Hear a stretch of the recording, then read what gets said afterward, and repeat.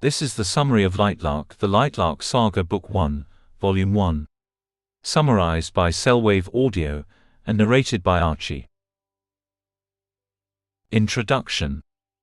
The world of Lightlark is one of beauty cloaked in danger, where the air hums with secrets and every shadow hides a curse. Once every 100 years the island rises from the sea, drawing together the rulers of 6 realms, each burdened by a curse that has shaped their people's fates. This gathering, known as the Centennial, offers a single chance for redemption. The rulers must compete in a deadly series of trials, and only by uncovering a hidden truth and forming fragile alliances can they hope to break the curse that has haunted them for centuries. Amid these forces stands Isla Crown, the young ruler of Wildling. Outwardly fragile but inwardly fierce, she carries the weight of a lineage marked by deceit and destruction. Her realm's curse is the most brutal of all, condemning her people to be shunned and feared. Yet Isla's survival depends on a secret she must guard above all else, a secret that if exposed could destroy her and the only hope her realm has left. The island itself is alive, bending reality with its illusions, testing hearts as much as strength. As the rulers navigate alliances, betrayals, and growing passions, their trials reveal not just who they are but what they are willing to sacrifice. Love, power, and truth intertwine in a dance as treacherous as the island's shifting tides. Beneath the glamour of banquets and battles, Lightlark's true purpose unravels, forcing Isla to confront her destiny and the choice between saving her people or following her heart. Every word spoken and every step taken draws her closer to the truth that could rewrite the fate of all 6 realms. In this shimmering world of curses and desire, survival means more than endurance. It means uncovering who among them deserves the right to live free. Disclaimer. This is an unofficial summary and analysis of Lightlark, Book 1 by Aster. It is not the original book, and is not affiliated with or authorized by the author or publisher. This work is intended to provide key insights, analysis, and commentary for educational and informational purposes only. All names, trademarks, and references to the original content remain the property of their respective owners. Every effort has been made to ensure fair use under Section 107 of the Copyright Act. Readers are encouraged to purchase the original book from the author or publisher for the full experience and context. Chapter 1. Isla. Isla Crown often slipped through puddles of stars into faraway places she was never supposed to go. The act of portaling left her bones aching and her vision spinning, colors bleeding into one another until gravity caught her and pulled her back into place. She gripped her starstick tightly, heart pounding, and by the time the door burst open the magical tool was already hidden down her spine. Poppy, her guardian and charm teacher, rushed in, horrified by the wild state of Isla's hair, while Terra, her swordmaster, followed, ready for danger. Their exasperation felt familiar, an echo of normalcy in a life where nothing truly was. Her hair was the least of her problems. The starstick was her secret, the one thing that let her escape the glass cage of her room. To everyone else, she was a fragile girl confined for her safety. In truth, she was locked away because her power, or lack of it, was dangerous. Not even Terra or Poppy knew about her forbidden travel between realms. As Poppy fussed with her hair and lectured her for the mess, Isla masked her fear with a grin. It was easier to pretend. She had learned long ago that every person wanted something. For Poppy it was beauty and order, and for Terra it was discipline. If she gave them those illusions, they would never look close enough to see the truth. But the truth pressed down on her like the walls of her sealed glass room. The Centennial was approaching, and with it the most dangerous test of her life. Every ruler of the 6 cursed realms would gather on Lightlark, Wildling, Starling, Moonling, Skyling, Sunling, and Nightshade, each desperate to break their realm's curse. For the Wildlings, their curse was cruel and twofold. They killed anyone they loved, and they survived only by consuming human hearts. The Centennial was their one chance to break that curse, and Isla, their ruler, carried their hope like a blade across her throat. Terra's voice broke the quiet as she asked if Isla was ready. Isla lied with a nod, her hands trembling as she reached for her crown, a golden circlet adorned with leaves and a coiled serpent. Poppy's reflection met hers in the mirror, eyes filled with pride and love. "You are enough, little bird," she said softly, but the words only deepened the fear curling inside Isla's chest. The heaviness of her crown seemed to mirror the weight of what she must do. Failure meant doom not just for herself, but for every wildling who still believed she could save them. As she walked through the living halls of the wildling castle, branches brushed her dress and birds flew overhead, as if nature itself was saying farewell. The palace was more forest than stone, a reminder of what her people once were, before the curses, before the fall. Outside, hundreds of wildlings gathered beneath the ancient trees, their cheers filling the air. Flowers bloomed wildly at her feet, and though their powers had long faded, the moment shimmered with the ghost of their old strength. Isla stood before them, her voice steady despite the storm inside her. She vowed to shatter their curse and restore their realm's glory. The crowd erupted in faith and fury, but behind her calm face, she carried a secret they could never know. When the portal to Lightlark appeared beneath the twin trees, Isla hesitated only a moment. Terra's and Poppy's hands rested on her shoulders, their silent strength holding her upright. She stepped forward, heart thundering, and crossed the shimmering threshold. The magic swallowed her whole, and her final thought lingered like a whisper. She had promised to follow their orders, but deep down she knew it was a lie. Chapter 2: The Island. The portal seals behind her, and the cheers fade to nothing, leaving only ragged breath and a blinding wash of light. On the cliff's edge, Isla pitches sideways until a steady hand catches her and a voice, cool as midnight, tells her to open her eyes. Grimshaw of Nightshade stands before her, tall and unreadable, ink-dark hair against pale skin, amusement tucked into a cruelly cut face. He asks to be called Grim. The name fits. Beneath the grin lives a shadow that promises trouble when the sun goes down. The insignia at the cliff glows, and Azul of Skyling arrives in a crackle of wind and poise.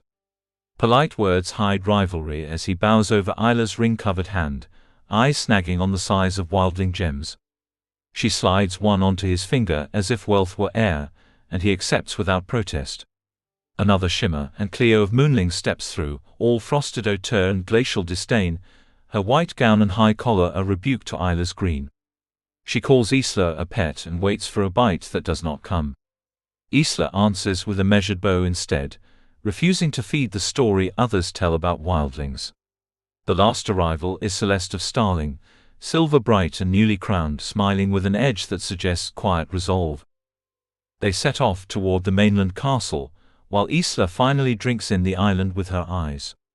Lightlark is cliffs bleached like bone and seas flinging gold-tinted spray, power humming beneath every step. The history Poppy drilled into her turns solid, realms once carved from the island's heart, pieces kept by starlings, skylings, moonlings, sunlings, and the shared mainland where rulers gather. Nightshade was exiled long ago, yet here Grim walks beside them, the first of his kind invited to a Centennial. Desperation has its own rules.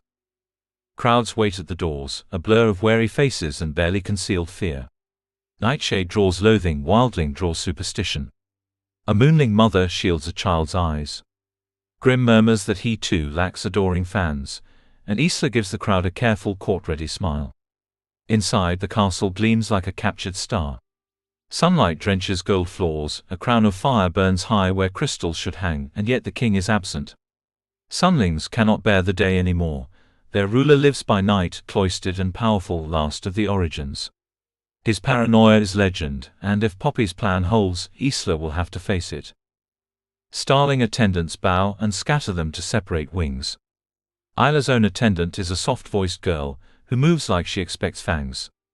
The path narrows into stone and shadow, halls thickening like a maze until a heavy door yields to a chamber where an oak blooms from the floor, and ivy curls across the ceiling toward a bed dressed in leaves. A balcony leans daringly over the sea, as if the whole castle is a curious child peering too far over the edge. Fires, the attendant explains, must never go out by the king's order. Isla files the oddity away. On Lightlark, nothing is without purpose. A knock and Celeste slips in. The embrace is fierce and relieved, laughter smothered behind the closed door. They trade quick assurances and sharper realities.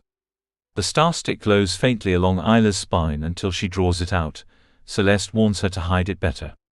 Their alliance is the plan Isla chose over terror and poppies.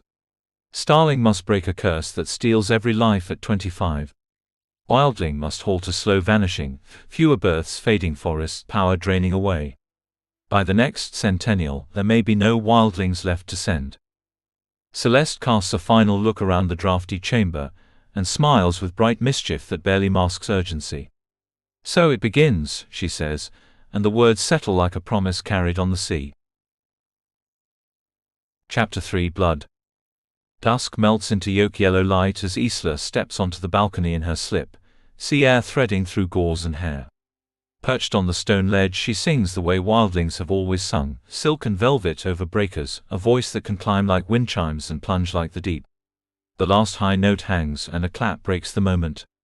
She turns, startled by a shadowed balcony tucked deep in the castle, and the world tilts. Arm's pinwheel breath rips out and she drops cleanly from the ledge, night air shredding around her until the sea rises to split her skull. She jolts upright, coughing brine on her own balcony, soaked, shaking, head pounding. No blood, no broken bones. Someone caught her fall with power and tossed her back like a wave. Saved, then discarded. Bells peal through the castle, she's late. Fingers rake wet hair, the nearest gown clings like a dare, the crown crooked, and the starling attendant hustles her through a tangle of halls toward the light. Doors open. Faces turn. Celeste's brows lift, Azul's goblet stills, Cleo's disdain sharpens like frost, Grim looks delighted by scandal. At the head of the table sits Oro, Sunling King, with hair like forged gold and eyes honey-hard. He nods once, smile thin. He was the watcher. He was likely the hand. He saved her, and looked at her as if she were nothing. Cold water trails from her hair onto the floor. She keeps her hands steady, measuring the room.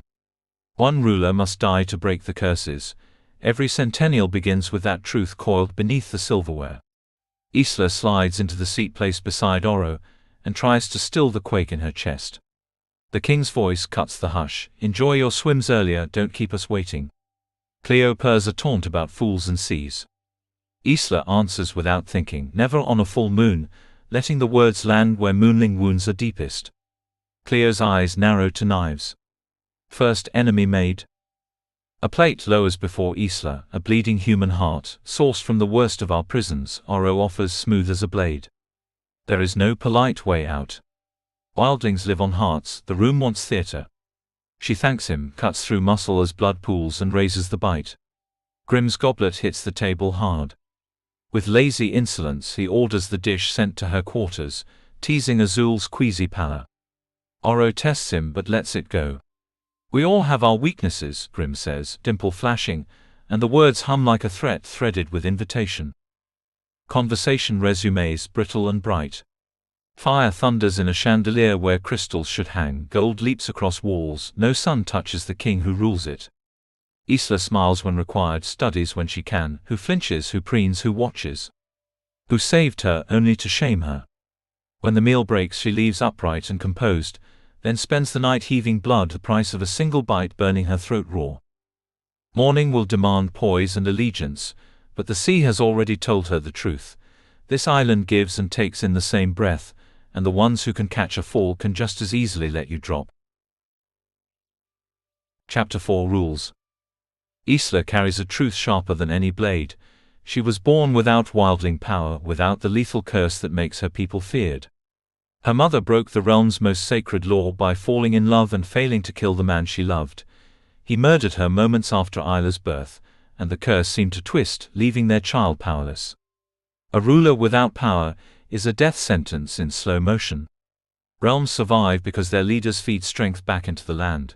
Without that lifeblood, wildling fields thin, forests fade, and suspicion grows. If her secret is exposed, the Centennial will finish what time has already begun. The stakes are merciless. One ruler must die to break the curses, the prophecy says, but the cost cuts deeper. If a ruler falls without an heir, their entire people die with them. The first Centennial devolved into chaos, assassins in shadows, islanders slaughtered in the crossfire, and yet the ancient rulers all survived. Order followed massacre. Now there are rules. Isla enters the grand hall and notices first what the king chooses not to do. Oro stands before his golden throne rather than sit in it. Fire chandeliers overlap like suns across the ceiling, hearths blaze in four corners and a memory pricks. Attendants said the flames must never go out. Why does he insist on so much fire? What is he shielding or powering? They gather, in a circle. Hunger gnaws at Isla's gut. Stale bread and unfamiliar fruit stolen at dawn won't hold. Across the ring, Celeste glows as if Star Isle has already claimed her with ceremony and hope.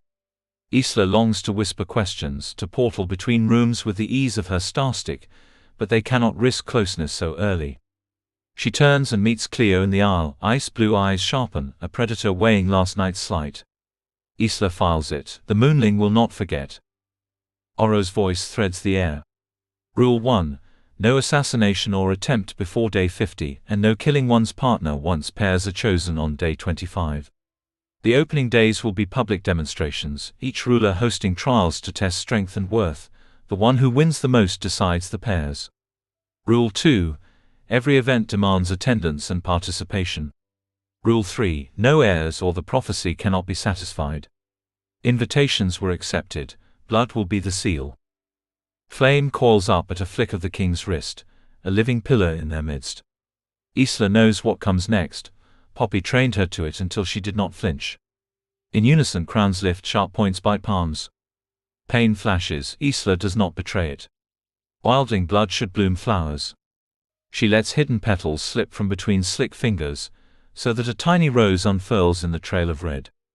Around the circle curses show their signatures. Cleo's blood crisps to ice before the heat devours it, Grimm's darkens like ink. Azul's divides and hangs weightless, Celeste bursts into starry sparks, Oro's ignites before it even meets the fire. The blaze drinks crimson and vanishes. The binding is done. Consequences settle like ash. Break a rule, and the prize, the gathered power promised to the one who frees the island, falls from reach. For Oro, bound as host and king, the forfeit is his life. Isla wonders at a quiet possibility. Did this obligation compel him to save her? Do accidental deaths answer to prophecy or to the king's design? She cannot tell, only that his plan requires her breathing, for now. The circle breaks, flames still roaring above, and Isla tightens her bandaged hand. Surviving the rules will be as dangerous as surviving the blades, and every promise made in fire demands a price yet to be paid. Chapter 5. Grimm. At first light, Isla was already dressed to play her part. Kohl framed her green eyes, balm warmed her lips, and a tulip-pink gown clung like water across her skin. The wildling trunks offered little modesty, ribbons and silk meant to disarm, and though she wanted to toss every dress into a fire, she chose one with a plunging back, determined to walk the island rather than hide within it. When the starling attendant knocked, she opened at once and asked her name. Ella, came the timid answer. Isla noticed the limp, heard the catch in her breath, and pressed a tin of wildling healing paste into her palm. Payment followed the kindness, loyalty, small favors, and the promise of regular meals delivered without spectacle. The Agora called. Isla tried to go alone, to watch unnoticed, to map routes and faces, but Grimm appeared like a shadow catching light. "You're up early," he said, far too near, black eyes reading more than she wanted to give. Nightshades had lost the balm of night, he preferred the day while he could take it. Guards stiffened as he passed, the air tightening around him as if the island itself remembered old wars. Rumor made him a villain, and the crowd's fear clung to him like a cloak. Beside him, Isla drew some of that lightning, and it spared her for now. He paced her step for step, amusement tucked in the edge of his mouth. He did not read minds, he said, but he could taste emotion, fear, anger, curiosity, and hers flickered bright. She asked if he had a blood-borne flair. He admitted he did and refused to say more. The hill broke into a market spread like a constellation in the valley, a redwood chimney smoking storms, a teacup house of frosted glass, and a star-shaped shop roped to earth. Grimm angled to a skyling sweetmaker, and ordered 2 of everything with a careless fist of coins. Chocolate sang. Fudge cleaved in thick rounds, truffles burst with berry cream, and mint thins snapped like frost underfoot. She surrendered to the tasting, letting sweetness replace the iron tang still ghosting her tongue. When she refused a chili-dusted praline, Grim baited her gently. The heat hit like a blade. Eyes watering, she spat, and he laughed, through the counter, through the room, until he set a glass of milk before her and said, "Drink." "Villain," she muttered. "Not quite," he said, studying the ruin the chocolate and milk made of her dress. "Tailor next." He knew because he'd been summoned too, and then he vanished, leaving the word like a draft at her back. The Lightlark tailor's shop glittered in emerald cuts. Pins bristled from a starling's cuff, at a snap bolts of giant spider silk rose and spun, red binding her waist, gauze lifting into a cape, a corset lacing breath tight. In heartbeats she wore blood-bright silk as smooth as rose petals and asked, softly with a glance at the backroom's lock, for more than gowns, pants, armor, pieces meant for movement not seduction. The tailor bowed as if to a god, and promised delivery to the castle. When she turned, Grim sat like a shadow that had learned to lounge, unimpressed by doors. Outside, torches guttered in daylight as Sunling guards fed them fire with their palms. Islanders stared at black and red moving together, judgment weighing as heavily as curiosity. "You're curious again," Grim murmured. She warned him not to read her. He claimed he couldn't help it. Flatteries and barbs slid between them until his tone cooled. He pressed a sheet of golden card back into his cloak, the schedule every ruler held, and leaned close enough for his breath to ghost her ear. "My demonstration is first," he said. "You will also need a sword." By the time the chill of his nearness faded, he was gone, and Isla stood in the busy market alone, new silk clinging, armor on order, the taste of chocolate stubborn on her tongue, wondering why the island's darkest ruler, Nightshade, kept offering her reasons to survive. Chapter 6: Bondbreaker. Isla tossed a sword across Celeste's chamber, and watched it halt midair, caught by starling power. She drew its twin from the sheath hidden along her spine, the smuggled steel cool against her palm. Grim's hint had been clear enough to read. The first demonstration would be a duel, and they would need real blades. Celeste's nose wrinkled at the metal, impatience flickering in her eyes. To a starling, energy moved faster than iron ever could, but Isla pressed the point. Information was information, and even a warning from Nightshade might keep them alive. Celeste stepped in close, hands warm against Isla's cheeks, her voice steady with sisterly certainty. "Stay away from him. He will use you, and he will not stop." The reminder steadied Isla against the pull she refused to name. Terra and Poppy had raised her for a different seduction entirely, one she would not attempt. Instead, Celeste's discovery in Lightlark's manuscripts had given them another path. The Bondbreaker, a giant glass needle, double-pointed, enchanted to sever any binding on a bloodline, curses included. The cost was blood, enough to kill a ruler outright. Their plan was to split the price between them, and pray the magic would accept a shared offering. The relic lay hidden in a library somewhere on the island. Each isle held its own, so they would search them all, beginning with Star Isle while Isla prepared to move through sun, moon and sky unseen. The goal was not the prophecy's prize of gathered power. Isla wanted something narrower and brighter, to break the private curse of her birth, to wake the wildling ability that never came, to feed strength back into her fading lands. If the Bondbreaker worked, her people would stop dwindling, the forests would thicken again, and she would no longer live as a secret locked behind painted glass. Everything depended on finding the needle before the demonstrations closed their circle tight. She would begin that night. Disguise would be her first weapon. Poppy's abandoned shelves had yielded wildling creams that could tint hair as neatly as a petal stains water. With careful mixing, she could lighten the dark that marked her as wildling. Clothing would do the rest. After midnight she slipped from the castle, mind mapping the route by feel, the abbey with its single stained glass eye, the arrival sigil carved in stone, the tumble of ruins that might once have caught sunling light. Books had taught her to imagine these places, now the pages were underfoot.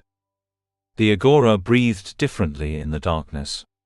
Some shops folded outward so their ceilings fanned into the street, music stitched the alleys, and gold-bright sunlings crowded the night they were allowed to keep. Isla drifted along the back ways to the tailor's door, quiet as a rumor. Locks had never been walls to her. Thieves on Skyling Newland had shown her the languages of pins and small curved picks, and patience did the rest.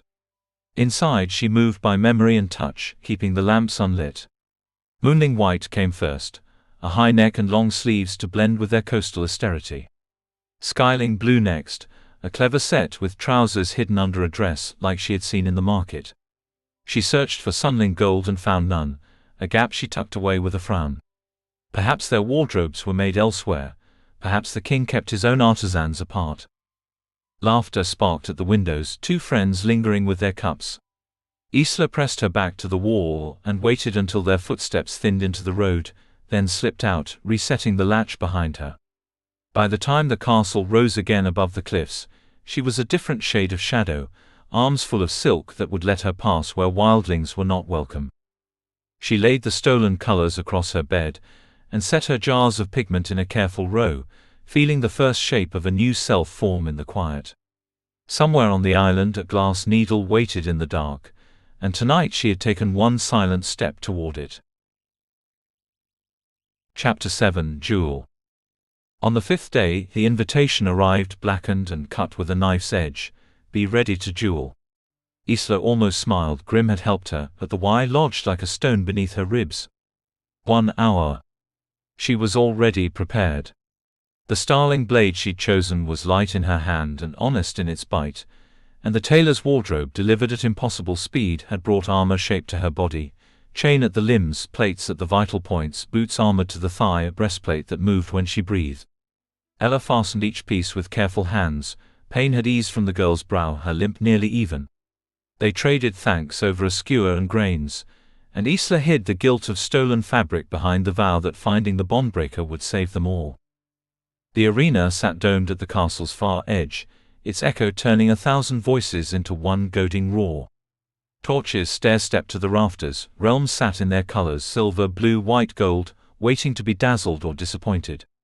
Demonstrations were spectacles and calculus both, tests of skill to shift favor and seed alliances, the first lines drawn in a 100-day war where killing was forbidden until the 50th night, but maiming was a language everyone spoke. Grim's voice rolled everywhere at once. Without your powers, how will you fare? Steel then, not starlight, not flame. Oro against Azul opened the bloodless carnage.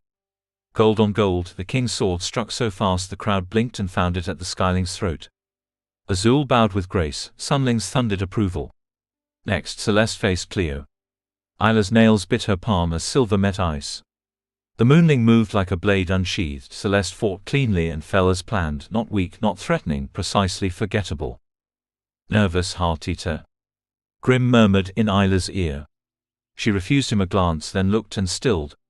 He wore a spiked helm and shoulder plates, a demon forged for war, eyes catching at her throat as if hunger were a habit.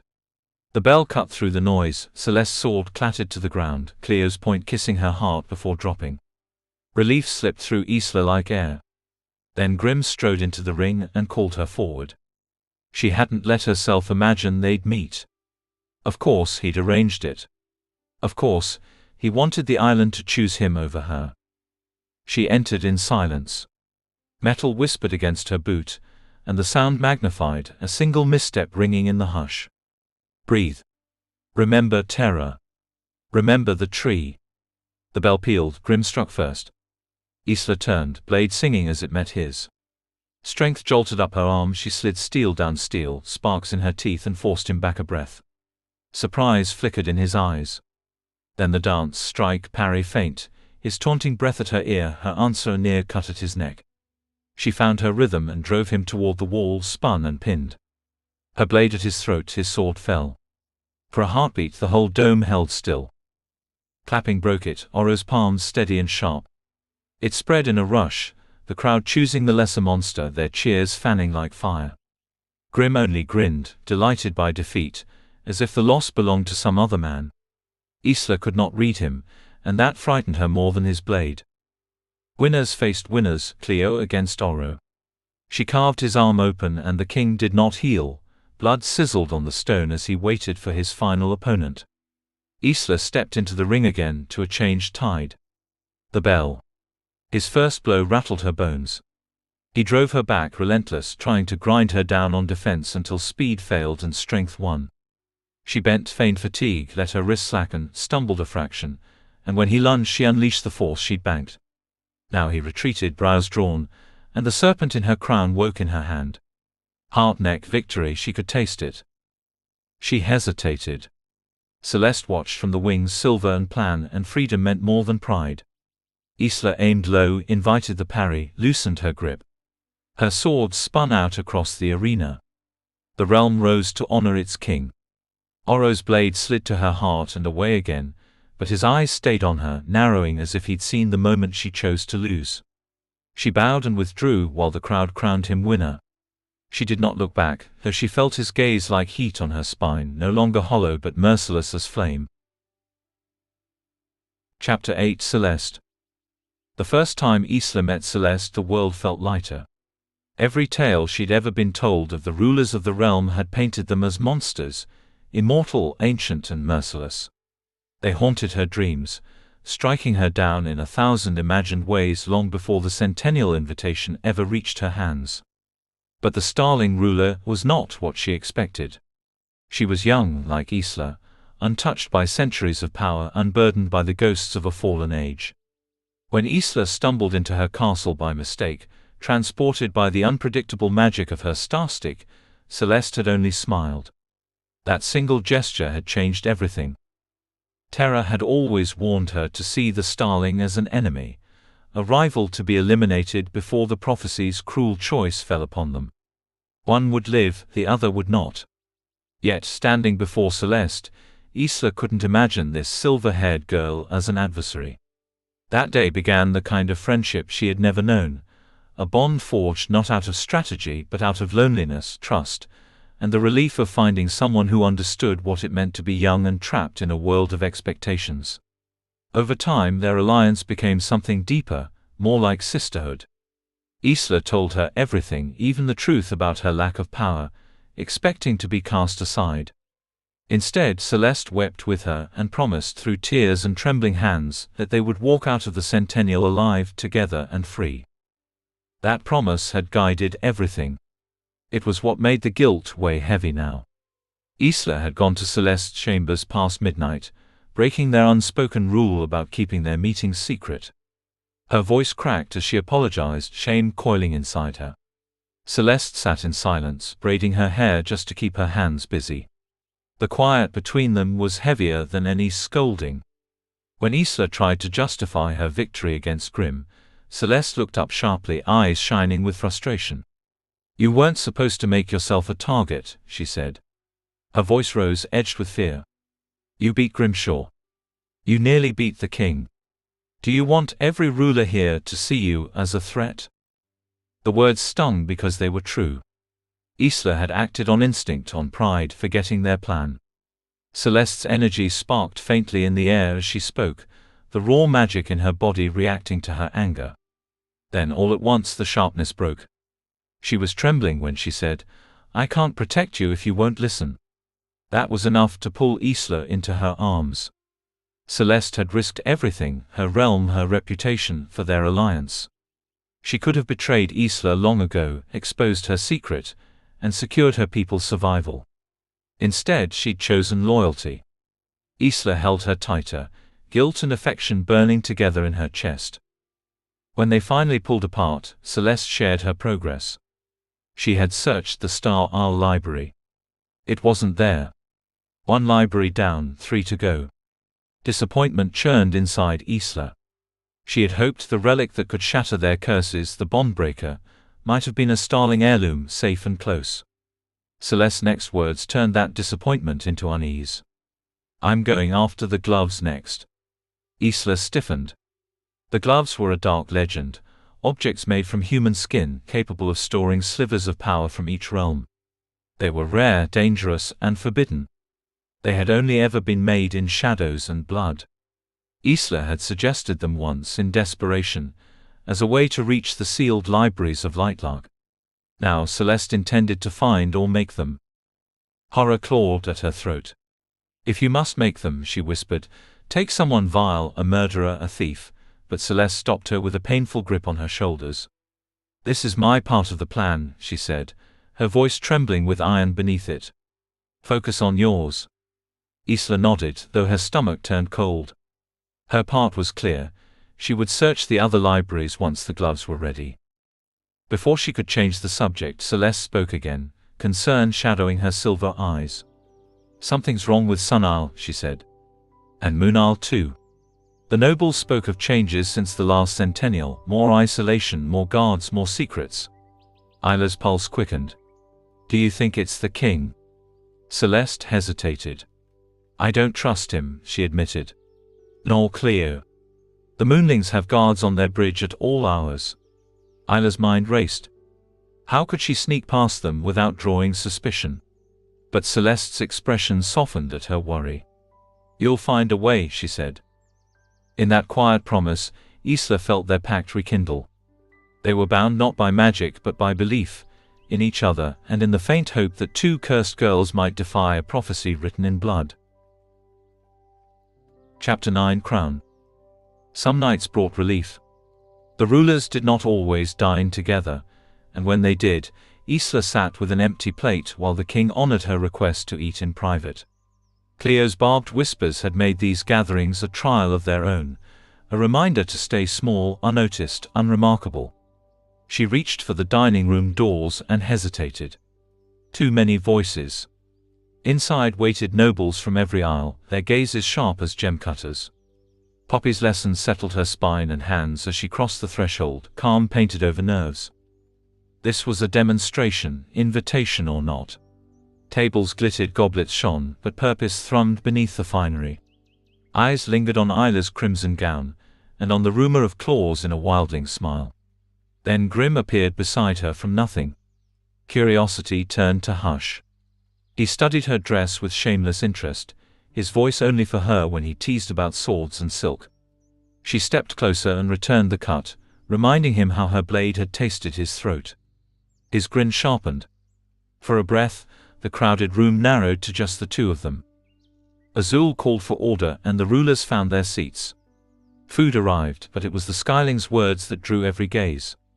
"Tonight, honor your realms with a display of power." Isla's fingers trembled on her glass. She had nothing to show. Her thoughts split toward Grimm, toward escape, and back again before choice could form. Azul asked Nightshade to begin. Grimm rose, opened his palm, and the world fractured. 100 Grimms stood at every chair, the ceiling cracked, the floor split, stone fell, and screams tore loose. Then it all vanished, the room restored, the ruler of darkness bored by his own nightmare. Oro watched him with hard interest, as if measuring a threat. Cleo lifted wine from every cup and shaped it into a shark, jaws yawning wide before she froze it mid-fall. Mauve fangs shattered against the floor. She returned to her seat, smug and radiant. Celeste turned the hall to starlight, silver fireworks spilling into drifting dust that settled on hair and crystal. The crowd cooed and reached up their hands. Azul wove clouds from air, darkened them, lit them, then blew them to nothing with a single breath. Then came Isla's name.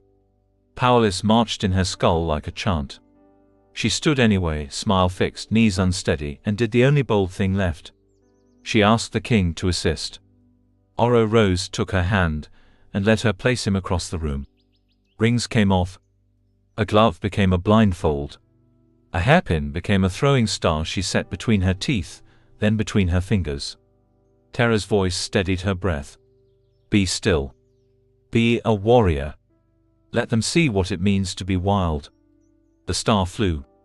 Metal rang.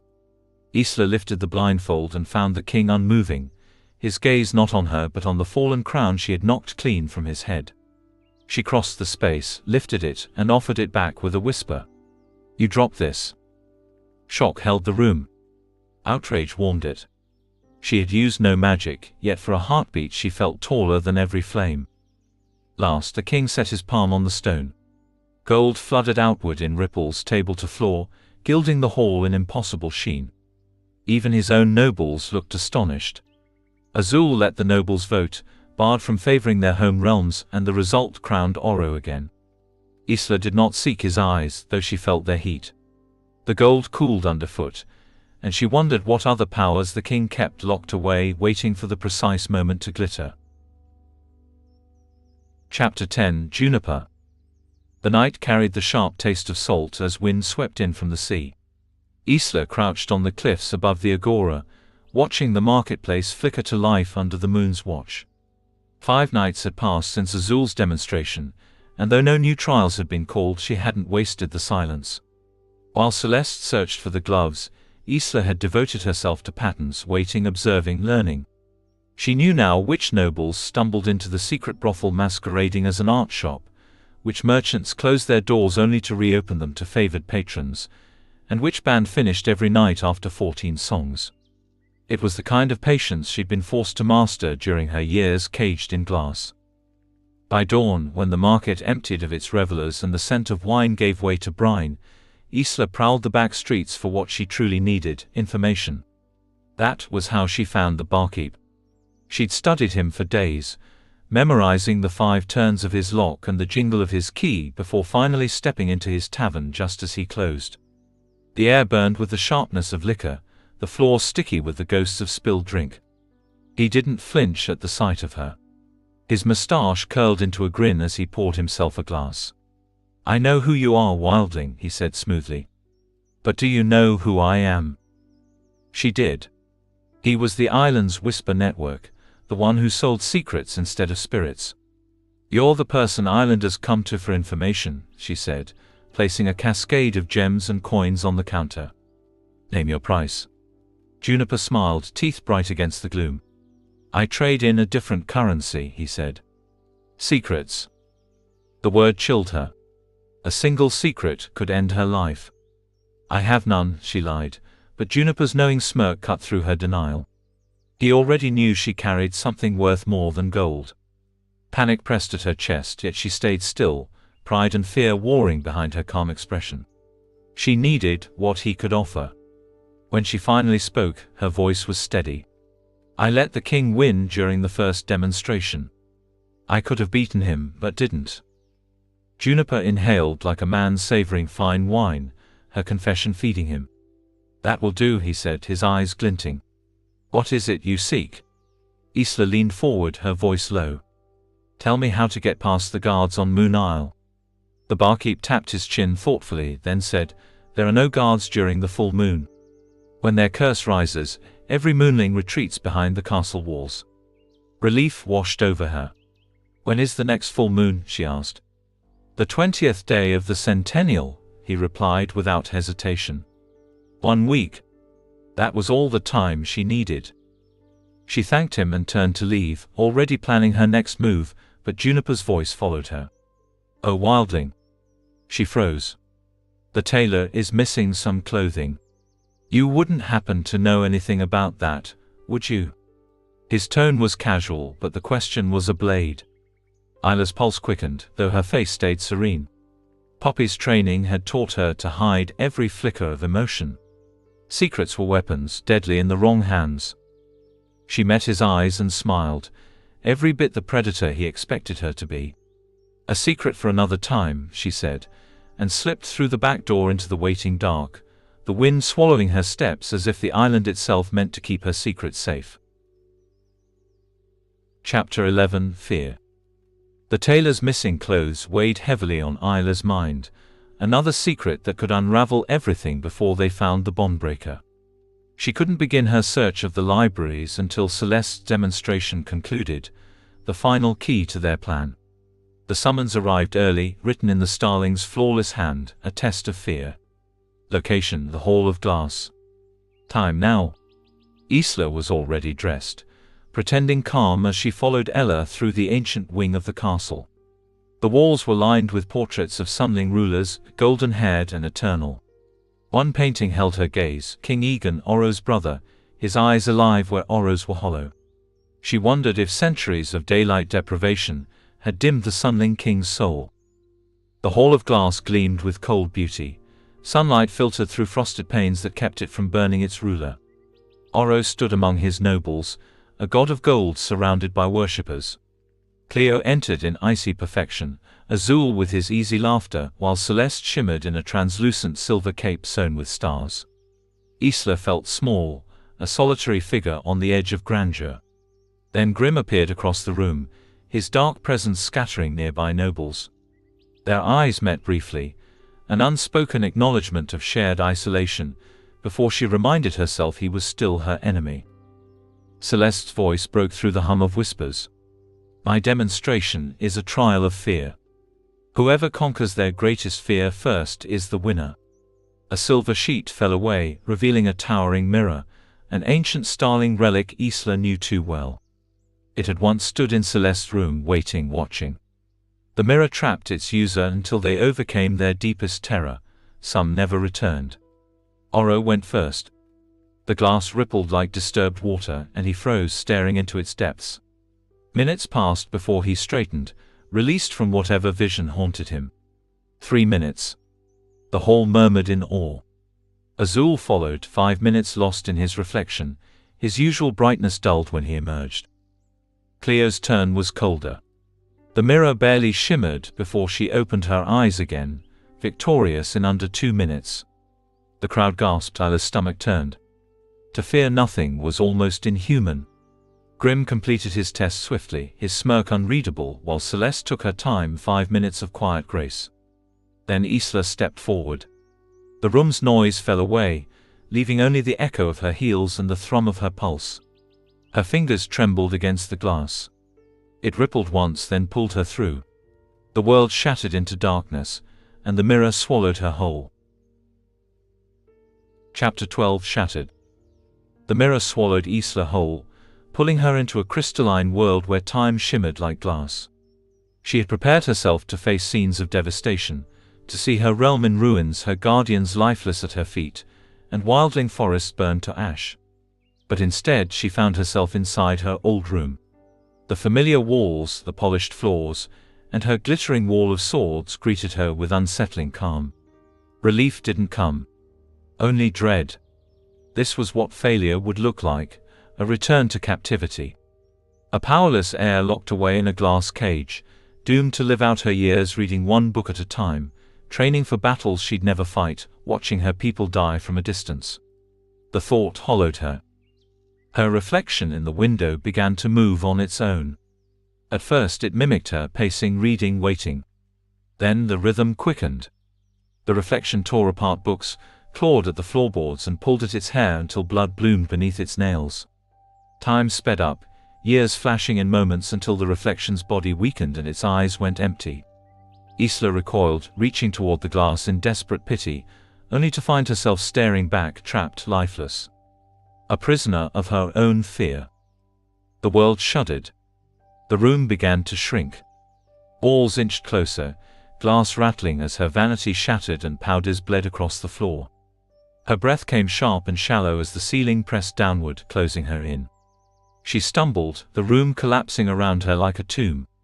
This was her fate if she failed, to be caged forever, forgotten by the world she longed to know. But Isla refused. She wouldn't let this curse claim her. She had tasted freedom, seen light beyond her prison. She would break her curse, or die trying. The walls kept closing until a solid pain crushed her, glass biting into her skin. Her lungs screamed for air. Somewhere in the darkness her fingers brushed steel. One of her swords. Pain shot through her hand as she gripped the blade and drove it through the glass, shattering the world around her. Light burst across her vision. The hall returned. Her trembling reflection stared back at her from the mirror's surface. 6 minutes, Celeste said, longer than most, but still enough. The crowd had gone, and only silence lingered between them. Isla's heart still pounded. She had faced her greatest fear, and now knew it wasn't death but confinement. Celeste moved closer to the mirror, examining the glowing handprints etched in silver. She slipped on a pair of thin, translucent gloves that rustled like paper, and pressed them against the prints. Each ruler's essence soaked into the fabric, binding their energy within. Now Isla could access the enchanted libraries of every realm. The gloves were the final key. Their plan was ready to begin. Chapter 13 Tower. Celeste eyed the scatter of stolen vials and foraged powders, like an alchemist judging a miracle gone wrong. Isla read the scrap of instructions again, rose water, ash leaf extract, soil from the ever-changing tulip, and willed it to become certainty. Star Isle had yielded nothing, Sky Isle might. If not, she'd have to wait for the full moon to slip into Moon Isle, and Sun Isle still had no clear path. Freedom felt as close as breath and as far as the horizon. She tipped tulip soil into steaming water meant for tea, tore a thin strip from the hem of her pilfered skyling dress to supply the blue, and watched the mixture thicken to a paste that looked nothing like assurance. Celeste dipped a gloved finger, pronounced it cooled, and worked it through Isla's hair in patient strokes from crown to ends. When Isla turned, the starling's mouth tried and failed not to smile. Nearly the exact shade she promised, close enough under moonlight, and no one would be lingering in a library at this hour. The color would only hold for a few hours. It would have to be enough. By the time the paste rinsed clean, resolve had set like armor. So far I've been a thief and a liar, Isla murmured to the mirror. Time to become a fraud. The Sky Isle bridge swung in the wind like a dare, ropes frayed, planks gapped, the sea 200 feet below brewing itself into a boil. One step and the whole enchantment might turn political, collapsing under a forbidden foot. She whispered no to the empty night and stepped back, straight into a freckled skyling with a mug and an easy grin. "Crossing?" he asked, as if women with blue hair froze at precipices every evening. He didn't study her face, didn't question her clothes, he only waited. She went. Sky Isle rose before her like a thought unbound, rock islands floating and linked by slung bridges, waterfalls spilling from hovering mountains, a palace piercing the clouds. Below, a second city clung to the mountain from base to peak, a tower stretching tall enough to kiss the lowest hanging stone. Peppermint and ale scented the marketplace, laughter spilled from doorways, a drunk nearly baptized himself in someone else's mistake. Skylings welcomed the night with a joy that embarrassed danger. Inside the castle, its doors thrown open to any wind threaded the corridors, ceilings painted as sky, a couple shared a foam-crowned cup, youths tossed a ball on currents of air. Contentment made Isla wary. Did Azul have a plan? He'd whispered to his people. The library tower was all glass and spiral, shelves wrapping the walls up and up beneath a round skylight, empty as the hour demanded. No hidden door, no back room, only air in the center and books at the edge. She climbed, palms resisting titles she ached to steal with her eyes. At the top, nothing sacred in sight. She pressed along the curve for hollows, found none, looked up, and reached the skylight. The gloves rasped like paper ghosts as she drew them on, and placed Azul's borrowed essence against the glass. The pane fell open, a silver stair unfolded. She smiled, a quick private flash of triumph, and climbed into the moonlit chamber. Scrolls. A scepter capped with milk-white stone. A braided sword like two lovers twined. No glass needle. No bond breaker. Frustration undid her caution on the way back. She cut through bright halls instead of shadowed ones, caring more about washing blue from her hair than guarding her secrets. She turned a corner and found Cleo's gaze waiting. Isla did not break stride. She walked straight past, heart pounding, counting on distance and darkness to blur recognition. Footsteps followed. Another turn bought seconds, panic burned the air from her lungs. She ran and slammed into a solid chest. Hands steadied her at the waist. Grim. Cleo's steps closed like a trap. Isla met the nightshade's eyes, saw the question there, and gave him a single word that broke on her breath. Please. His arms gathered her in, the corridor vanished. Cleo appeared in the doorway to an empty hall, Prowl turning to puzzled stillness. Invisible, Isla felt stone bite her back and Grim's cold seep through thin cloth, felt his breath at her hairline and the shape of his hands at her ribs, told herself the trembling was only fear. When the moonling moved on, Grim let the world return. He stood close enough that the tip of his nose could have written secrets against hers. Changing realms, heart-eater, he teased, twining a blue strand between his fingers. Nightshade can't rival Skyling sweets but for pleasure. His smile was wicked. She slapped his hand away, scowled, and felt heat she refused to name. Count me uninterested, she said, though he already knew better. Thank you, she added, and fled the corridor, the taste of near disaster sharp as salt as the night shut behind her. Chapter 14. Azul. The morning after her escape, Isla's invitation arrived. Her demonstration would be next. But sleep had offered no peace. Grim haunted her dreams, his touch still echoing like a whisper on her skin. He had saved her from Cleo's suspicion with nothing to gain, had turned her invisible simply because she asked. It unsettled her how easily she had trusted him, how that moment had left her both shaken and grateful. She knew she shouldn't seek him out again, knew Celeste would never forgive the risk, yet she couldn't stay away. 16 days into the Centennial, Isla knew each ruler's routines like the turns of her own heartbeat. Azul, ever social, spent his days by the sea with his people.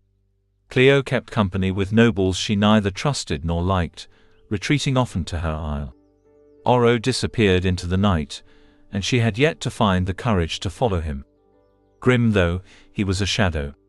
He slipped unseen through the island, appearing now and then at a bar in the agora. That was where she decided to look for him. But before she reached the marketplace, a voice stopped her cold. Azul. She turned to face the skyling ruler, every nerve on alert. Did he know she had trespassed on his isle disguised as one of his own? Had someone seen her, or worse, had Grim told him? Azul smiled, too pleasant, his crystalline eyes hard beneath the charm. "What brings you here, ruler?" he asked. Isla forced calm into her voice. "Exploring," she said lightly, lying as easily as breathing. His smile didn't falter. "Then allow me to show you one of the mainland's wonders." She wanted to refuse.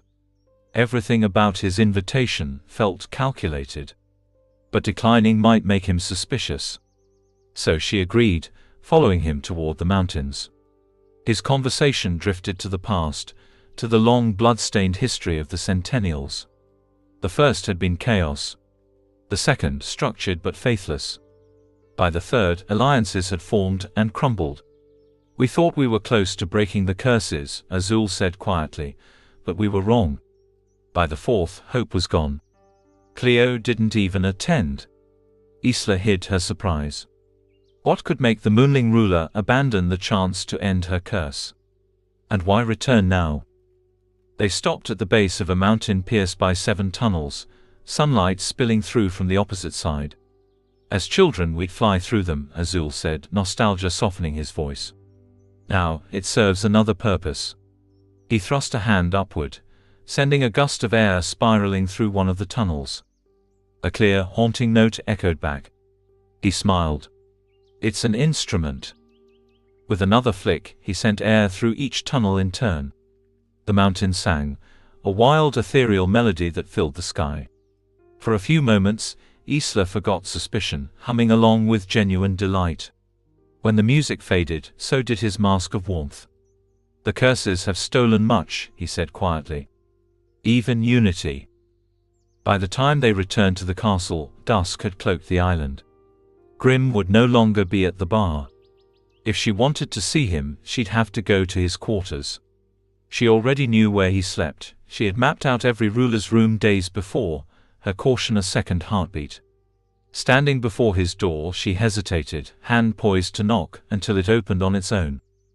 Grim stood there, tall and unreadable, his dark eyes glinting. Isla stumbled through her rehearsed words. "I came to thank you," she said. "And to offer something in return." A grin curved his mouth. "An offering," he drawled. She shot him a glare that said, "Not that kind." "My demonstration is tomorrow," she continued quickly. "It's about proving each realm's worth, showing something of value it has created." Grim's teasing vanished. He studied her for a long moment, the air between them taut and unspoken. Then he nodded once, slow and deliberate. Isla turned to leave, unsettled by the gravity in his silence. Later, alone in her room, she lay awake staring at the ceiling, her thoughts a restless storm. Telling Grim had been impulsive, maybe even dangerous. But beneath the fear was a deeper unease, something she couldn't yet name, something that felt like fate drawing her toward the darkness she was supposed to fear. Chapter 15, Elixir. The arena shimmered with heat as Isla prepared for her demonstration, one that would showcase the strength of her realm rather than her own. Her guardians had wanted a different display, something strategic and manipulative, but Isla had insisted on showing that wildlings could heal as powerfully as they could kill. It was a dangerous choice, but one that could reshape how the island viewed her people. She wasn't expecting to win the crowd's favor. She only needed to prove that the wildlings were more than the monsters everyone imagined. The rulers watched from the sidelines, unreadable. Isla began by calling Azul, whose charm filled the air like music. With a few well-timed smiles and waves, he announced that his realm had created a new form of communication using wind currents. To demonstrate, he scribbled a message, folded it, and sent it soaring across the arena, the page landing perfectly in Isla's hand. When she opened it, the note read, "Of course we also have our music." Moments later, dozens of skylings tossed parchment sheets into the air, transforming them into fluttering messengers that caught invisible wind paths circling the sky like birds. The audience erupted in applause, enchanted by the idea of words traveling on air, a vision of a connected future. Next came Cleo. Her calm confidence was unnerving. She didn't conjure displays or summon illusions. Her voice was steady and simple. "We have ships," she said. The statement hung in the air. For 2 centuries her people had built a fleet, vast and ready. The silence broke into cheers from the moonlings, confirming the truth. Oro's surprise did not go unnoticed. The revelation was more than pride, it was strategy. Cleo's ships could unite or conquer, depending on who held their sails. Celeste's turn brought a dazzling performance of power and precision. Surrounded by her people, she demonstrated the creation of a weapon forged entirely from energy. It took all 12 starlings great effort to form the blade, light bending into solid metal. The crowd gasped as Celeste raised the sword shimmering with starlight. The achievement was remarkable but fragile, a glimmer of what cooperation could create. Then came the king. Oro walked forward silent and commanding, and summoned a column of fire with a flick of his hand. He plunged his arm into the flames, scattering sparks that split into dozens of floating orbs.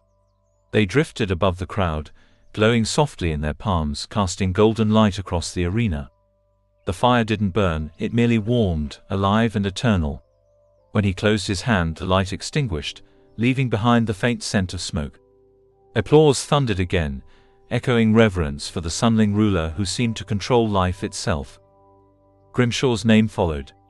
He brushed past Isla, his presence chilling the air. For a moment silence weighed heavy over the arena. Then his voice rang out cold and cutting. "My realm has nothing productive to offer you." And with that, he walked away. Shock rippled through the crowd, whispers darting like shadows. Isla's anger flared. She had given him time, trusted him, and he had mocked her in front of everyone. As he passed, his voice brushed against her ear. "You're next, Heart-Eater." Her fury steadied her nerves.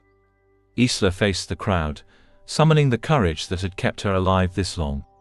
She turned to Oro. "Would you make me a fire?" she asked. He hesitated, then summoned a flame at her feet. Without waiting, Isla pulled a small heart-shaped vial from her pocket. Inside was crimson liquid, gleaming like molten glass. "Wildlings have developed advanced healing remedies," she said, her voice steady. Then, before the crowd could blink, she thrust her arm into the flames. Gasps filled the arena. Skin charred, blistered, peeled. The smell of burning flesh choked the air. Pain roared through her body, but Isla did not move. When she finally withdrew her arm, it was ravaged and raw. She bit the vial's cork loose and poured the liquid across her burns.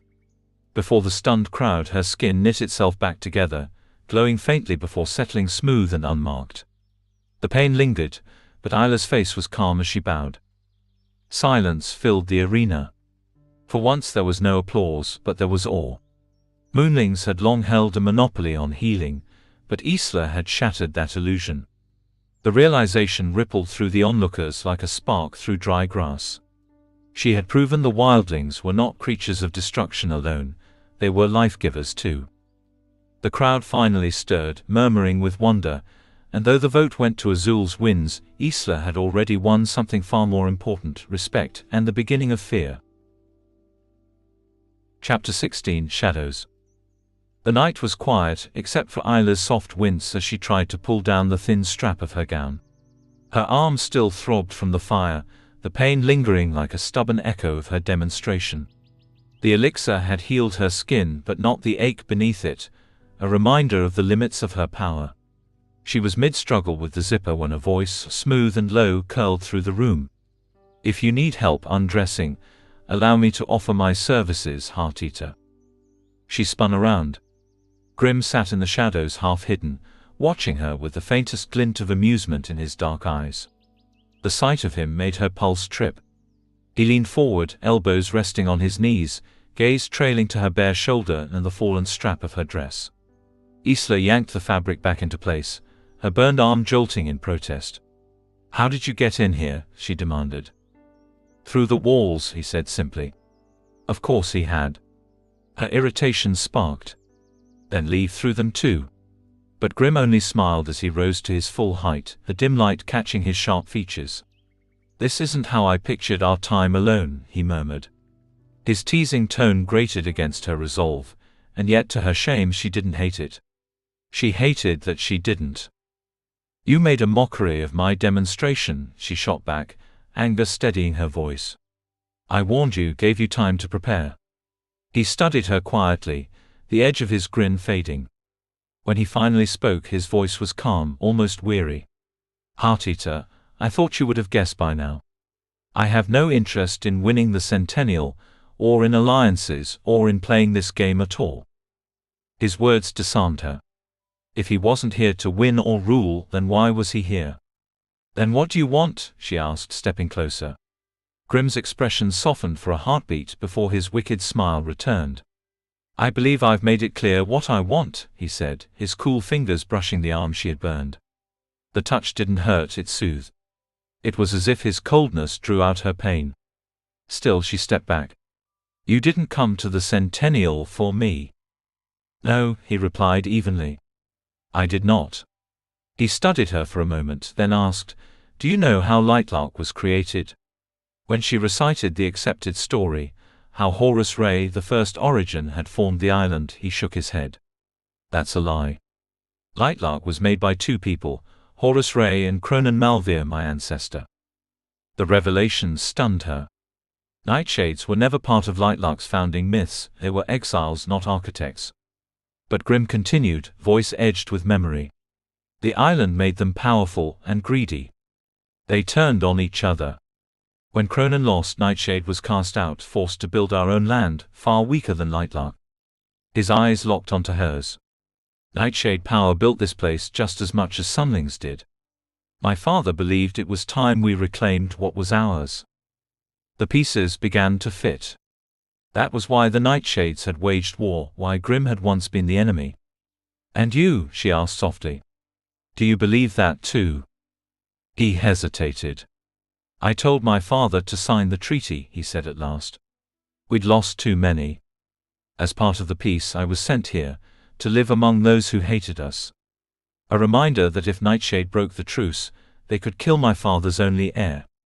His voice was flat, but pain flickered beneath it. "I lived here 20 years. Until the night of the curses." Isla's throat tightened. That night had taken everything from her too. "Grimm," she whispered, "did you cast them?" His gaze didn't waver. "If I did, would you ever speak to me again?" She stiffened. "No. The curses killed my people. They killed my parents." His face shadowed with grief. "They killed my family too," he said quietly. "No, Isla. I didn't cast the curses." For a moment, she believed him. His sorrow felt too raw to be faked. "So why are you here?" she pressed. "To seek revenge? To stop us from breaking them?" Instead of answering, he tilted his head. "Why are you here, Heart-Eater? What are you after?" Her silence betrayed her. He must have sensed her hesitation, because his mouth curved in knowing amusement. "You ask a great many questions," he said, turning toward the wall. "For someone with so many secrets of her own." And before she could speak again, he stepped into the darkness and was gone, leaving only the chill of his presence behind. Chapter 17, Frozen. Isla spent the next day nursing her burned arm, the skin still tender beneath the ice Ella kept replacing for her. Each sting reminded her of the fire she'd faced before the crowd, of the strength she'd forced herself to show. Yet the physical ache was easier to bear than the thoughts she couldn't shake, the ones about Grimm and the secrets she now carried. When night came, sleep eluded her, so she roamed the castle's silent halls, restless and seeking distraction. That was when she noticed movement near the arena. Dozens of islanders, mostly dressed in white, were preparing for something. A new demonstration. Moonlings, she realized, and her instincts told her who was behind it. By the next night her fears proved true. Ella arrived breathless at her chamber door, and within moments Isla was standing barefoot in the transformed arena, the icy air biting her skin. The Moonling ruler stood at the center, serene and cruel in equal measure, announcing the trial's theme, a test of desire. The maze that surrounded them shimmered with walls of frozen water, each lane sealed off from the others. They would swim through the labyrinth guided only by their hearts, each path leading toward what they desired most. The first to reach their heart's true calling would win. The rules sounded simple, but the cold was merciless. Isla found herself beside the Sunling King, whose usual confidence was muted as he rolled up his sleeves. She noticed a rash blooming on his hand, Giselle root she recognized instantly, and despite herself she spoke. He looked startled when she named it, and even more when she told him the cure. Her knowledge surprised him, maybe even impressed him, but before she could ask what he'd been doing near such a poisonous plant, the signal bell rang. The plunge stole her breath. The water stabbed her skin like 1,000 blades, numbing her fingers and clouding her thoughts. For a heartbeat she considered escaping the pool, but her mind reached back to a memory she'd long tried to forget, a trial her guardian terror had once set for her. 17 years old, blindfolded, and left in the middle of a hurricane. She had nearly died, crawling through mud and wind, guided only by her will to live. That memory now became her armor. She pushed forward, each stroke a battle against the cold that pressed like glass against her chest. Soon the maze split in two. One path called to her with warmth, like home, Poppy and Terra, her people. The other whispered of something deeper, stranger, more intoxicating. Her heart tugged in both directions, torn between duty and longing. For a long moment she floated there, frozen not by the ice around her but by indecision. Then, as if some hidden part of her had chosen for her, she turned toward the pull that promised more. Her body burned with cold, her breath shallow, her muscles nearly useless. Yet she swam faster. Her lungs filled with water, her vision dimmed, the crowd above blurring into shadows. She was sinking before she realized it, the maze closing in around her like a grave of ice. A quiet death, almost gentle. But she couldn't let that happen, not when her people's fate depended on her. She thought of freedom, of friendship, of love, and that longing, selfish, human, raw, ignited something fierce inside her. With the last of her strength, she clawed her way through the freezing water until her hands found a glowing tablet of ice. She pulled herself out, shaking and breathless. The cheers above faded to silence as Ella rushed to cover her with a towel, her small hands trembling. Cleo had won the trial, crowned by the crowd's acclaim, but Isla barely noticed. She could only think of survival, of the vow that pulsed inside her chest as Ella guided her back to her room. The bath's scalding heat made her cry out, pain searing through her frozen skin, but beneath the agony came clarity. Her life had never been her own, shaped by duty and fear. Yet now she understood something terror never could teach her. Desire was not weakness, it was life itself. And Isla wanted everything. The bondbreaker, her powers, her freedom, her people's salvation. Even if she had to destroy herself to claim it. Chapter 18 Castle. The morning after Cleo's brutal trial, Isla awoke with a chill lodged deep in her chest, as though the ice from the maze had settled inside her lungs. Her body ached, her arms still tender from the burns, and the effort of breathing felt heavier than before.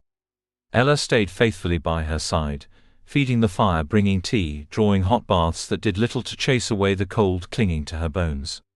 By evening, Isla could barely lift her head.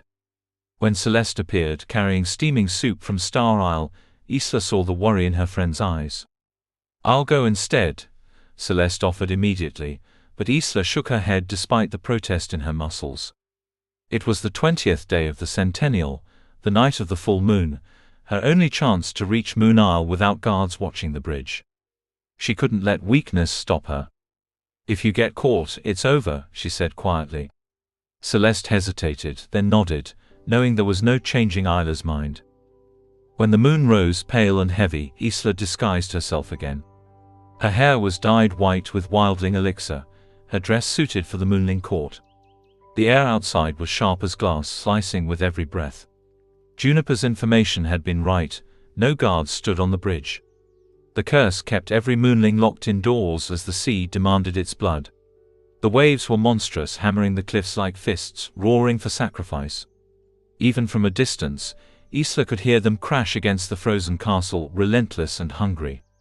The island itself glittered under moonlight, an intricate sculpture of ice and pearl, as beautiful as it was deadly. She moved quickly, ghost-like among marble paths lined with statues of sea creatures and mermaids carved from crystal. The ice palace loomed ahead, cold and perfect, but its beauty was deceptive. One mistake and the sea would take her too. Celeste had told her the library was buried deep within the castle walls.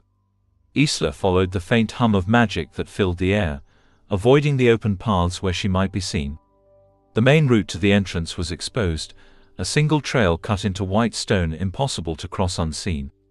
So she searched the cliffside instead and spotted a window high above the gardens. No bars, no guards. That would be her way in. Her palms slicked with sweat despite the cold, Isla began to climb. The cliff face was nearly smooth, but she searched for the smallest pockets of stone, remembering Terra's lessons. Don't think, move. Trust the body to find its path. Each pull sent pain shooting through her still healing arm, but she pressed on, muscles trembling, breath sharp and uneven. Halfway up, her fingers slipped. The rock beneath her gave way, sending her falling through the air. Instinct overpowered fear. She unclipped her choker, revealing the hidden dagger, and stabbed it into the wall. The blade caught, halting her fall by a thread. The jolt rattled her bones, but she didn't stop to think. By the time the blade snapped, she had already found a new hold.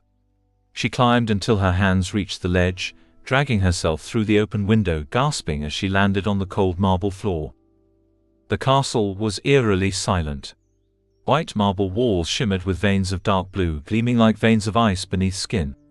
The architecture was breathtaking, but it made Isla uneasy. It was too clean, too controlled, as if no life existed within it. From deep within the halls, the sea could still be heard thrashing against the cliffs, a monstrous heartbeat beneath the quiet. She crept deeper, past long corridors that twisted like rivers. Somewhere ahead lay the library, but the palace was a labyrinth, each turn leading into more shadows and echoes. Then came the sound of boots. Voices. Guards. Isla darted into an empty chamber, pressing herself against the frozen wall as they passed. "Were you patrolling this hall?" a man asked. "No," a woman replied. "Was Laszlo?" "I saw someone." Isla's blood ran colder than the stone at her back. The woman's next words turned her stomach. How would they get past the Legion? Legion. Cleo wasn't just guarding her isle, she was building an army. Isla's mind spun with questions, but before she could move or think of escape, the door slammed open, flooding the room with moonlight. Chapter 19: Underwater. The guards barely had time to react. Before their blades could rise or their water vials uncork, Isla struck 6 precise points, the ones Terra had drilled into her memory through endless nights of training. Each hit was silent, efficient, and deadly accurate. Within seconds the guards collapsed unconscious, not a drop of blood spilled. Terra would have approved, but Isla barely had the strength left to stand. The climb, the cold, the fight, it all pressed down on her body like lead. She was running on sheer will, every movement borrowed energy she didn't have. She dragged the guards into the shadows, closed the door behind her, and kept running. Every corridor she passed seemed longer than the last, and the halls felt alive with echoes. Boots thundered somewhere behind her, the sound of the Legion spreading through the palace like a storm. The next turn revealed 4 more guards standing rigid, eyes fixed on her like hunting hawks. She turned down another hall before they could move, her breath ragged, her dress whipping behind her in streaks of white. Each inhale burned her chest. Her vision pulsed with the ache in her head and the weakness of her healing arm. Then came the sound that guided her, the sea. Louder now, growling and thrashing against the walls as if trying to break through. It led her like a beacon through the twisting corridors, closer to where she needed to be. Chandeliers trembled, crystal shards clinking in warning as waves battered the cliff outside. The ocean's fury was endless, threatening to swallow the entire palace. Isla ran faster, using its rhythm to drown the fear that clawed at her chest. Her sprint ended abruptly at a wall. A dead end. No turns, no doors, no escape. Her lungs screamed for air, and her knees buckled beneath her. Behind her, the guards' footsteps grew louder, echoing like the ticking of a clock counting down her capture. But as the sea struck the cliffs again, Isla noticed something. The stone before her didn't shake. Not like it should have. There was something behind it. With trembling hands she pulled Celeste's gloves from her pocket and pressed her palms against the wall. The stones rippled, unlocking like a puzzle. She slipped through the opening just as the first guards reached the corridor. The wall sealed behind her, cutting off the shouts and pounding boots. She leaned against the door, panting. "In the library," she heard from the other side. She turned, expecting shelves and scrolls, but froze at what she saw. The room was made of ice. Every book encased in frozen glass, rows of crystalline slabs stretching into the distance. Cleo hadn't protected a single section. She had frozen the entire library.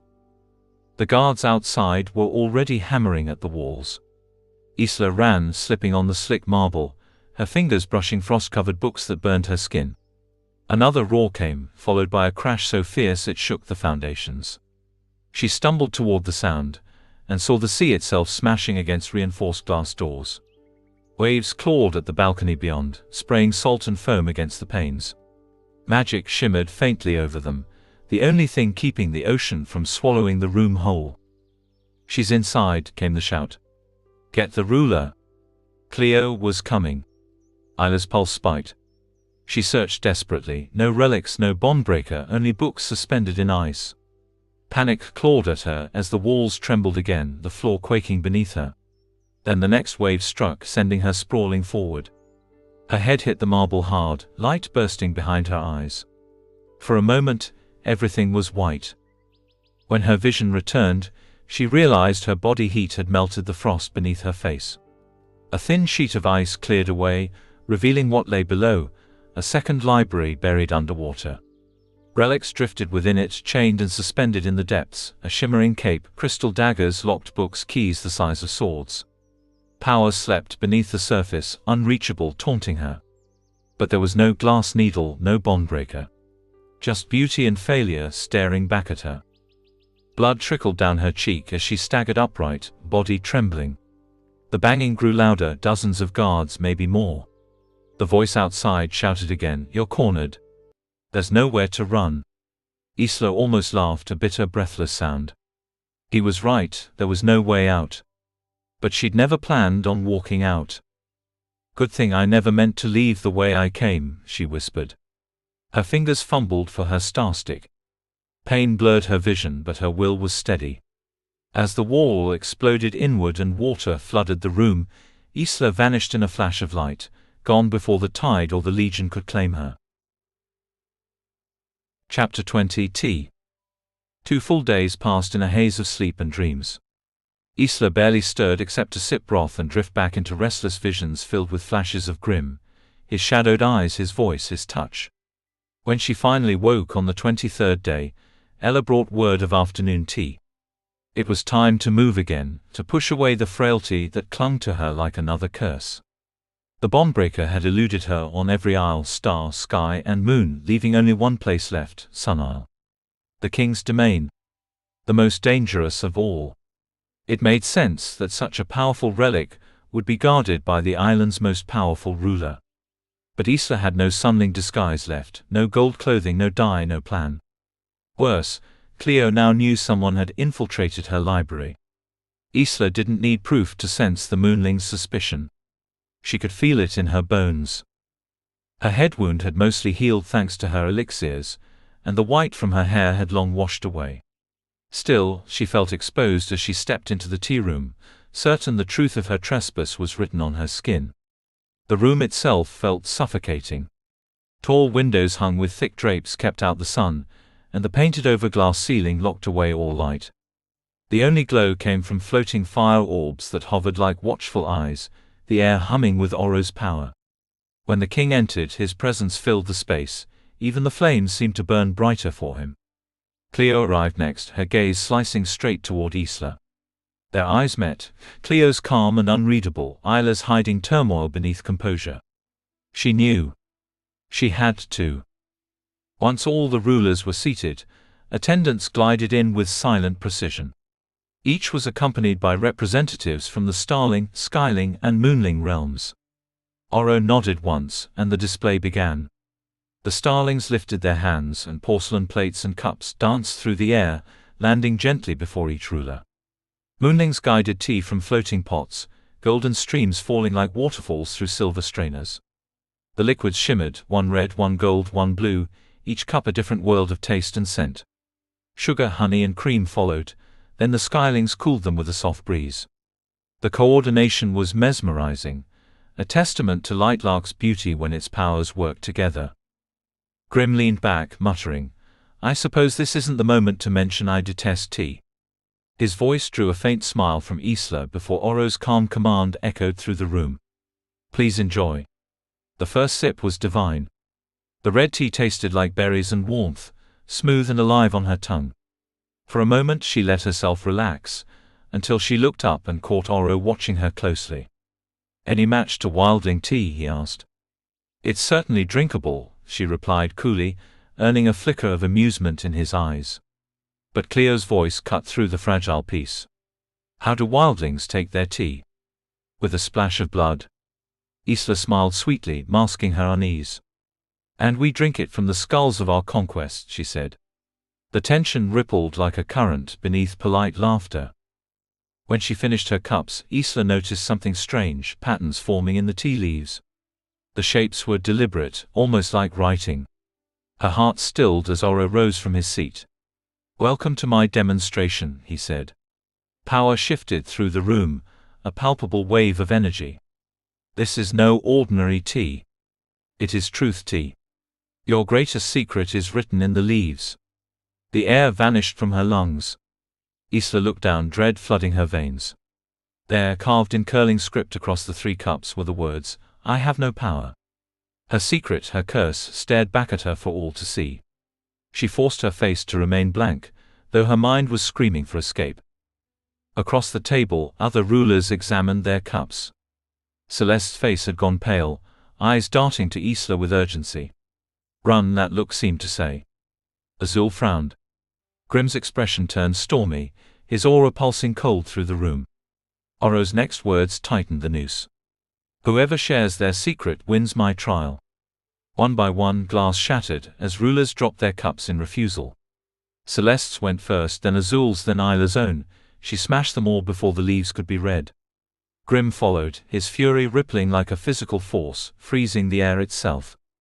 The heat of Oro's flames dimmed under his chill.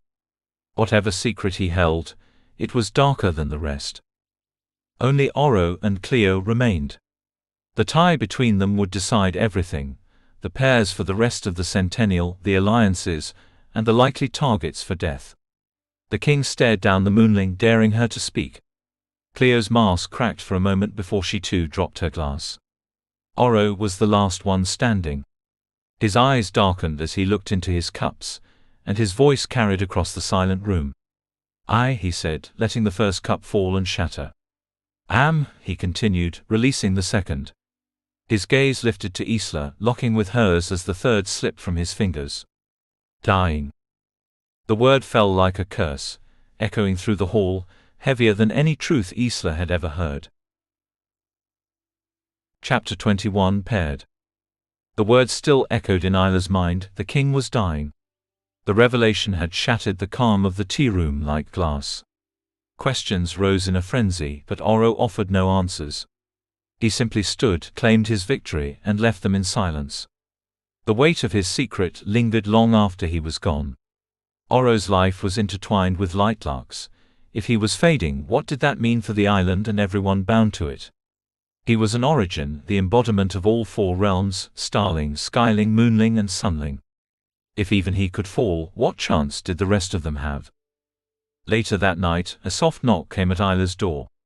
Celeste slipped inside, her face pale, eyes darting as if expecting spies in the shadows. "That was close," she whispered. Isla's stomach tightened, recalling the words in her teacup, "I have no power."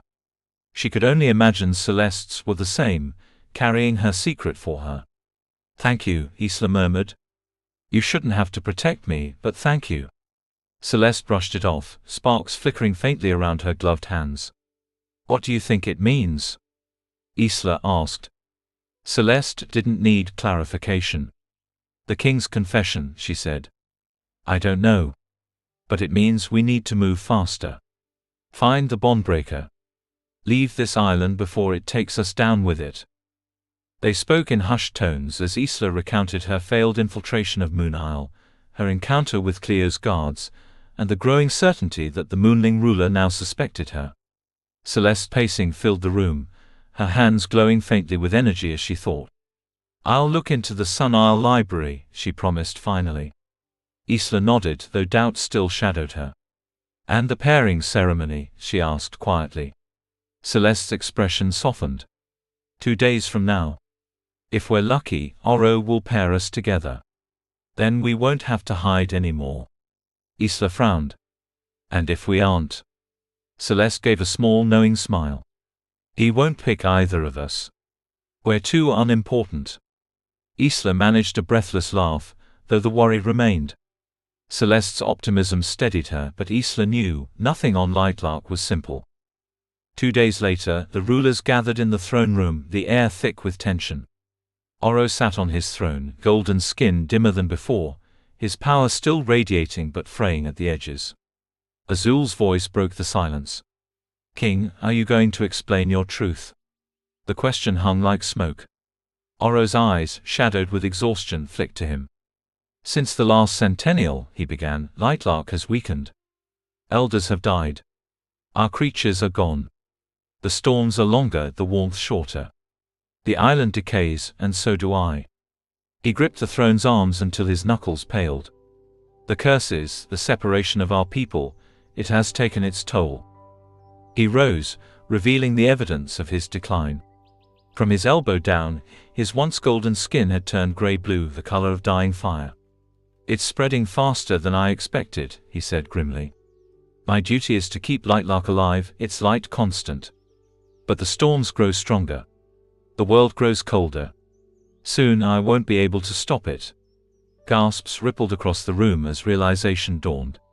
The endless torches, the fires in every chamber, they weren't for grandeur but survival. Oro's strength had been propping up the island all along. "This Centennial," he continued, "is not just our chance to break the curses. It is our last chance." He motioned toward the far wall, where words ignited in fire glowing across the stone. The oracle's riddle, carved anew for them all to see. Only joined can the curses be undone. Only after one of 6 has won. When the original offense has been committed again, and a ruling line has come to an end. Only then can history amend. Oro's gaze swept across them. "The prophecy demands pairs. And so, the alliances begin." Isla's heart hammered. Celeste's earlier words echoed in her mind. "We're too unimportant." She forced herself to stay composed, planning her next move, wondering if she could somehow sneak onto Sun Isle without being noticed. Her thoughts were spinning when she heard her name, once, then again, louder. "Isla," the king said sharply. She looked up, startled. His jaw tightened. "My choice of partner," he said through clenched teeth, "is Isla." For a heartbeat, the world went still. Every eye turned to her. Celeste's expression faltered, surprise and worry mingling in her face. Grim's gaze darkened. And Isla, too shocked to hide it, could only stare. Oro, the dying king, the one she feared and mistrusted most, had chosen her. Chapter 22 Deal. The shock of being paired with the king left Isla reeling. Her careful plan to work beside Celeste was in ruins, replaced by a dangerous new reality. Oro's decision made no sense. He was powerful, calculating, and perceptive. The thought of spending time with him terrified her, not only because she despised him, but because he might discover the secret she had fought to protect. She had no power. Every possibility of escape turned in her mind until a knock came at her door. Expecting Celeste, she opened it to find Oro himself standing there. He looked out of place in her small, cluttered room. His gaze swept over her plain clothes and loose hair, a stark contrast to the image she usually wore in public. "Do you normally visit rulers at midnight?" she asked sharply. Oro didn't answer her question. Instead, he stepped inside and said simply, "I would like to make a deal." His calm tone masked something harder beneath it. When Isla asked what kind of deal, he explained that he had been studying the curses for years and believed she could help him uncover how to break them. What he needed, he said, was her knowledge of nature, something she understood better than anyone. Suspicion burned through her as she folded her arms. "And what do I get in return?"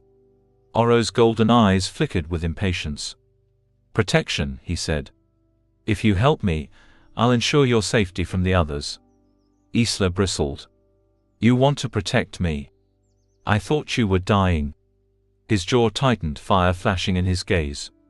"Is it a deal or not, wildling?" Her lips curved in a faint smile. "You hate me that much, yet you need me," she said, enjoying the flicker of irritation that crossed his face. "You're wasting my time," he snapped. "Do we have a deal?" Her thoughts raced. Agreeing with him might open doors she couldn't otherwise reach, especially the one that mattered most, the Sun Isle Library. She didn't have to honor the deal, only appear to. Still, she decided to add her own condition. "I'll agree," she said slowly, "but only if I can choose one other realm to remain safe."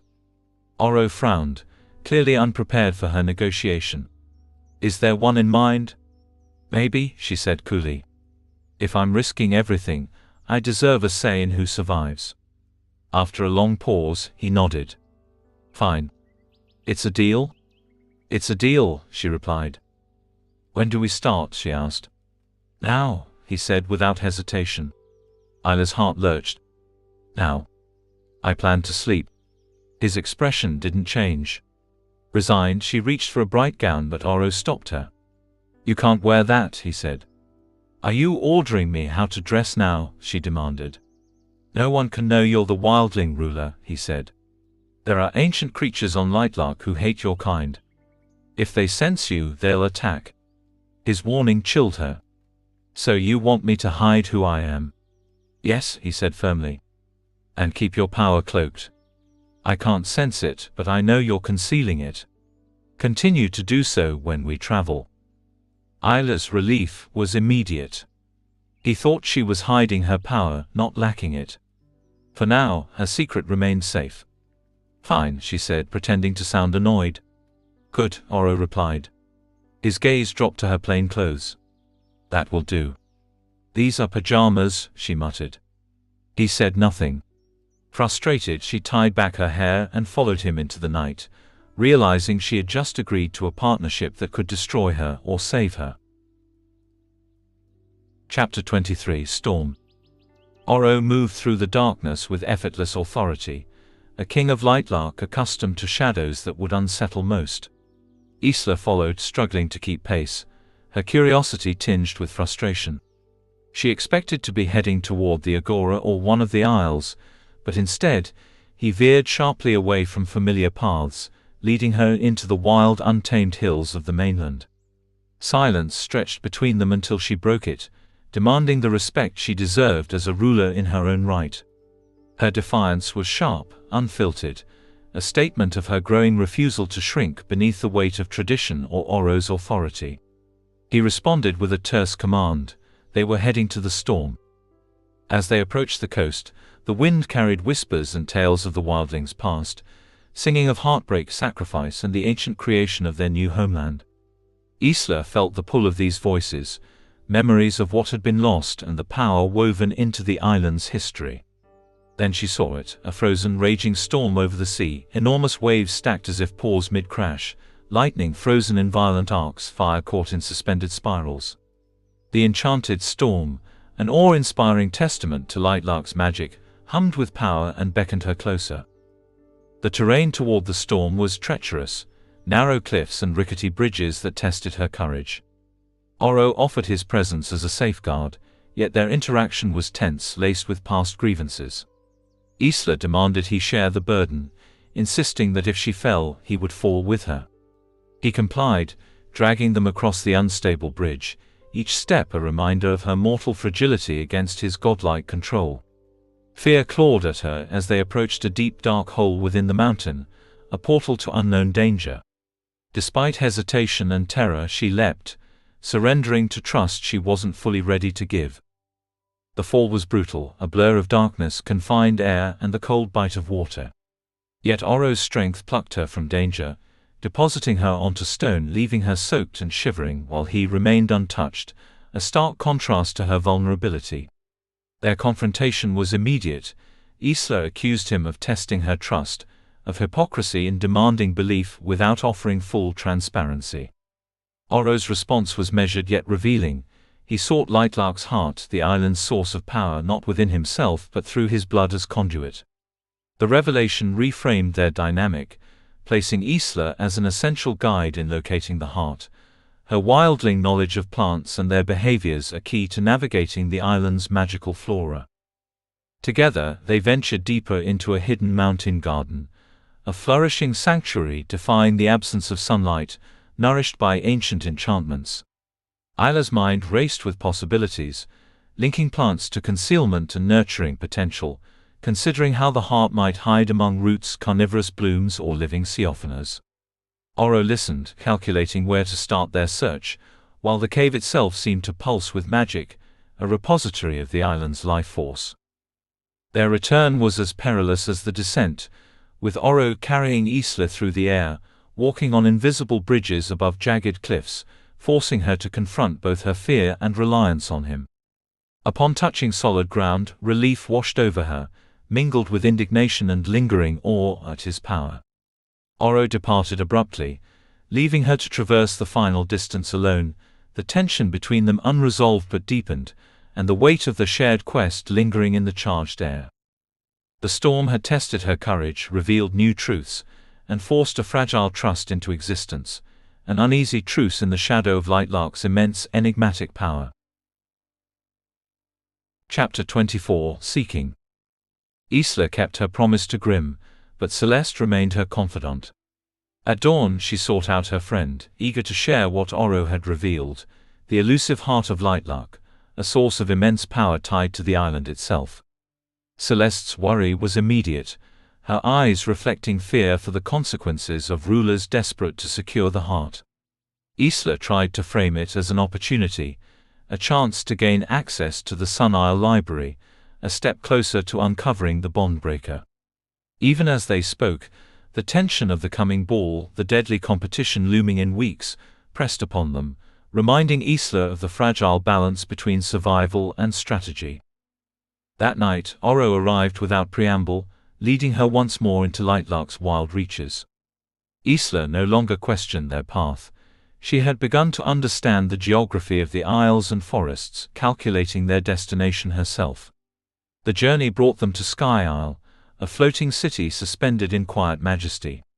Through woods where sky-colored berries clung to branches like captured clouds, she observed the contrast between the beauty and latent danger of the island's flora, recalling scars earned from her wildling upbringing and the respect plants demanded from those who knew how to command them. Oro revealed 2 locations abundant with the plants she had identified in the mountain garden, one here on Sky Isle, one on the mainland. The valley they reached was a dense expanse of purse plants, a labyrinth requiring careful inspection. Isla devised a meticulous strategy, marking the areas she had searched with strips of fabric tied to each row, ensuring no corner was overlooked. She worked with relentless precision, her hands numbed from repetition, her clothing shredded and dirt-streaked, the transformation leaving her both wild and determined. Oro's presence remained a constant, silent measure of pressure, his disapproval visible even in quiet gestures.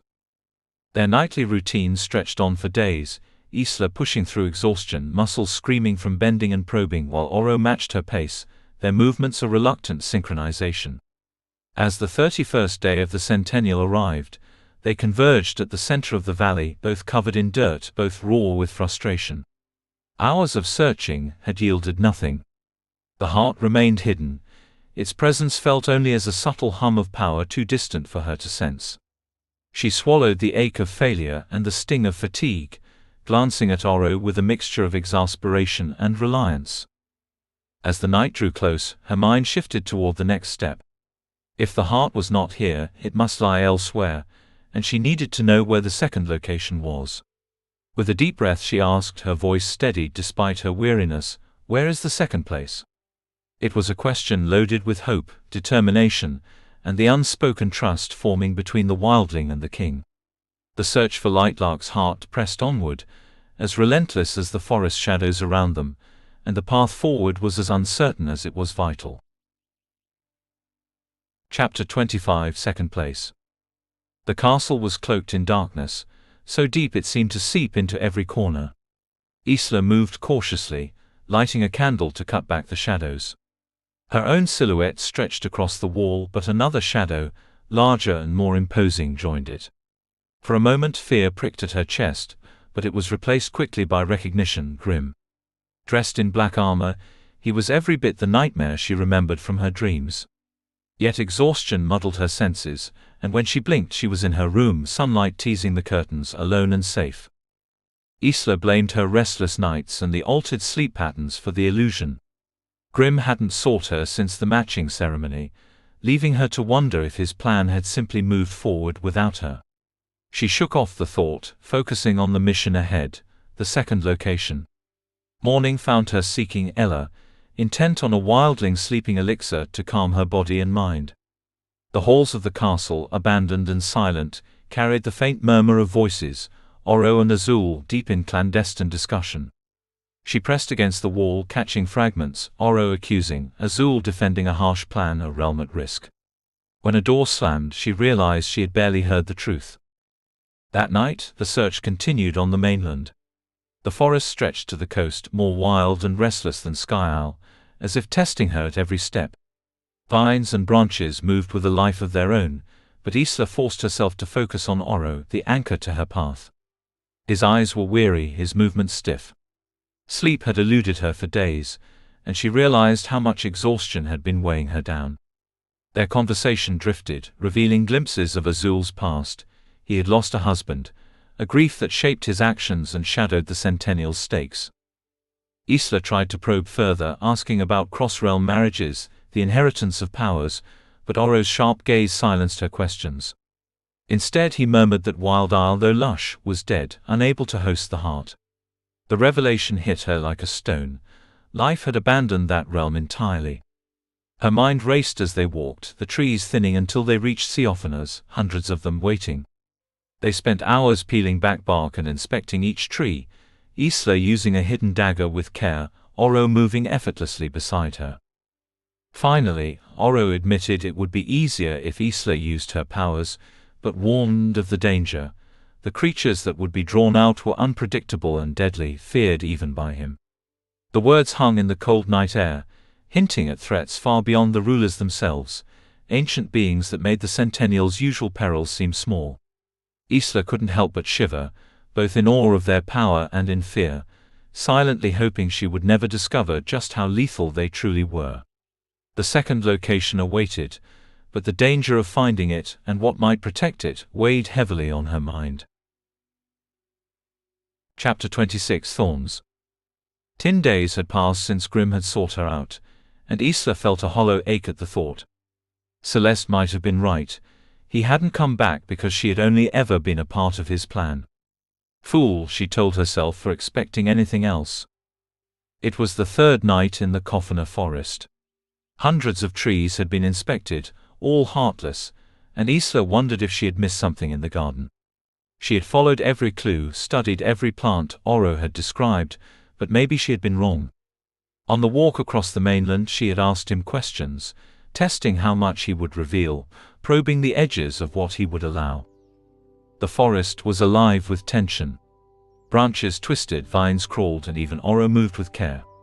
Their conversation turned to other rulers. Cleo, the Moonling, had a reputation for loyalty to her realm above all else. Oro explained that killing wasn't the difficult part of the prophecy. It was choosing the right ruler. Thousands of lives, the futures of all the realms, hung on the decision. When Isla suggested Grimm as an obvious target, the king's mocking smile hinted at dangers beyond her understanding. Greater than the nightshade, greater than the Centennial itself. Her thoughts were interrupted by the forest itself. The trees thinned into rosebushes, then bulbous spin plants, eventually forming a wall of thorns. Her pulse spiked as she realized this barrier was guarding something. She called for Oro, triumphant, only to be caught in the wall's deadly embrace. Barbs pierced her back and arms, curving into her skin, each movement driving them deeper. Pain radiated through her, sharp and unrelenting, and she screamed, raw and guttural. Warm hands steadied her. Oro's voice urged her to stop struggling. Moving only worsened the damage. With his starling energy he broke the first spikes, but each act of liberation sent new pain deeper. Her body betrayed her with nausea and convulsions, yet she insisted on pulling the spikes herself. Time blurred as she worked, agonizing and relentless, until finally she was free from the wall, slumped and bloody against a tree. Oro's hands worked gently, removing the remaining thorns from her arms, each pull a fresh stab of pain. She bit down hard to stave off the agony, pressing through every scream, every retch, until the last spike fell away. Exhausted, she slumped against a tree, her body trembling, her mind numb. Bloodied and weak, she had done it herself. Oro used water and moonling powers to close her wounds, and all she could do was breathe, counting each shallow intake as dawn approached. The forest had yielded nothing. The heart was not here.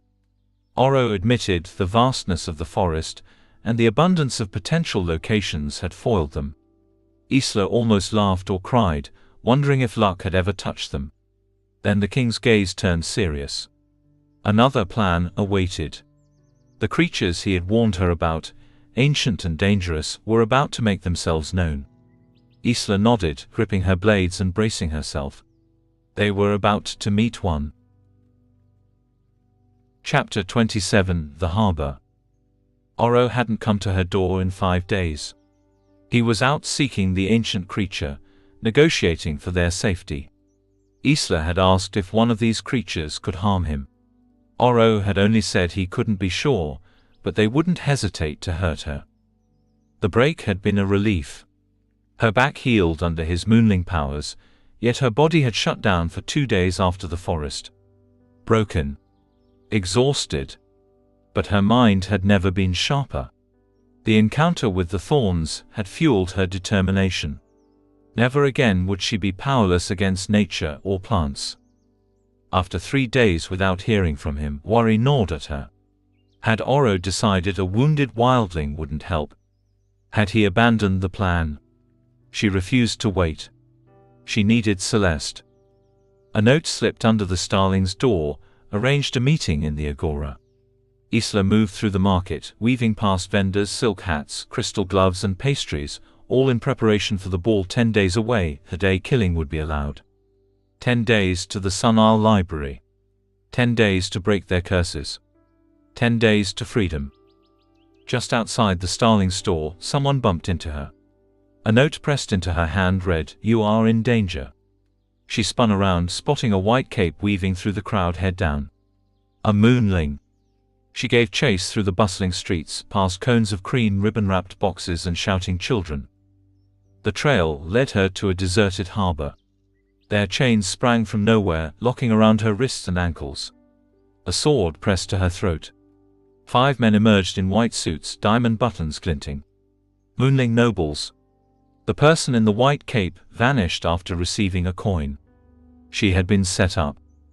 Isla bared her teeth. "Release me, and I will show mercy. Keep me bound, and you will see what happens when you try to trap a wildling." The men smiled. Their white-haired leader mocked her, tightening the water chains and forcing her to her knees. Isla spat at him. She was furious. Caged, wild and underestimated. Words of warning ran through her mind, whispering failure and powerlessness. Then, just as a sword threatened her throat, a force hurled the attacker back. Celeste appeared, fists clenched, water chains collapsing into silver sparks. Isla seized her chance, unchaining herself and converting her bracelets into throwing knives. Each struck its mark. Blood, chaos and power filled the harbor. Isla, unrestrained, grabbed a shard of glass and met another attack with it pressed against the attacker's throat. Silence followed as the moonling nobles fell. She turned to find Celeste standing amid the fallen, calm and steady. "She tried to have you killed," Celeste said. "You need to send a message, one that shows strength, one that makes her think twice." Together, they scrawled a response in blood. Isla looked down, recalling 40 days on the island, dueling famed rulers, enduring pain, pulling thorns from her back with her own hands. She remembered being chained, powerless. "Never again. Try harder," the message read. Chapter 28, Place of Mirrors.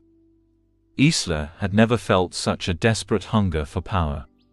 The barbs and thorns had tested her limits, but the assassination attempt at the harbor proved that her blades alone were no match for the moonling nobles. Still, they had given her a release, a way to channel the anger boiling within her. She had gone straight to the starling shop and acquired a dagger designed for a wildling, its curling snake-shaped hilt promising more than mere defense. Now, with it in her hands, she twirled and sliced through the air, each movement precise, imagining striking down those who had dared trap her. The faces of the moonling nobles haunted her, and she drove her imaginary strikes through them one by one, each jab a measure of revenge she could finally wield herself. Her focus shattered when Grimm's voice cut through the air. She spun, dagger flying, embedding itself into the stone above his head. He removed it with ease and tossed it back, a fluid, practiced motion that left her both stunned and irritated. His presence stirred a chaotic mix of emotions, frustration, anger, and something far deeper. She confronted him about his seeming indecisiveness, the way he appeared friendly one day and absent the next. Grimm's answer was measured, asking if she wanted friends or strangers, and she found herself lying to hide how much she craved certainty. Neither. All she wanted was consistency, his presence contained to define boundaries.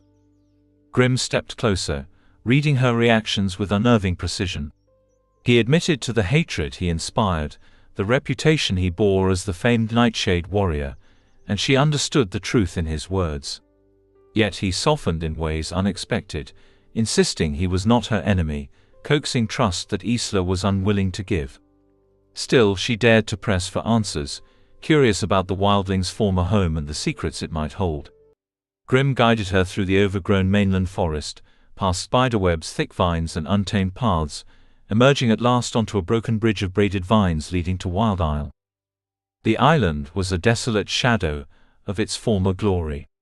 Twisted, leafless trees and dry, brittle vines crunched underfoot, and there was no sign of life. At the center stood the Place of Mirrors, a palace of reflective glass that had withstood the devastation. Inside, Isla moved through rooms overtaken by decay, abandoned gardens and corridors where moonlight cast fractured reflections of the dead forest. At the back wall, markings of battles past, swirling patterns and figures riding strange beasts captured her attention.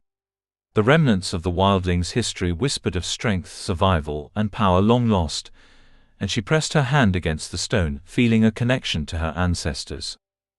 Her curiosity extended beyond the mirrors and walls.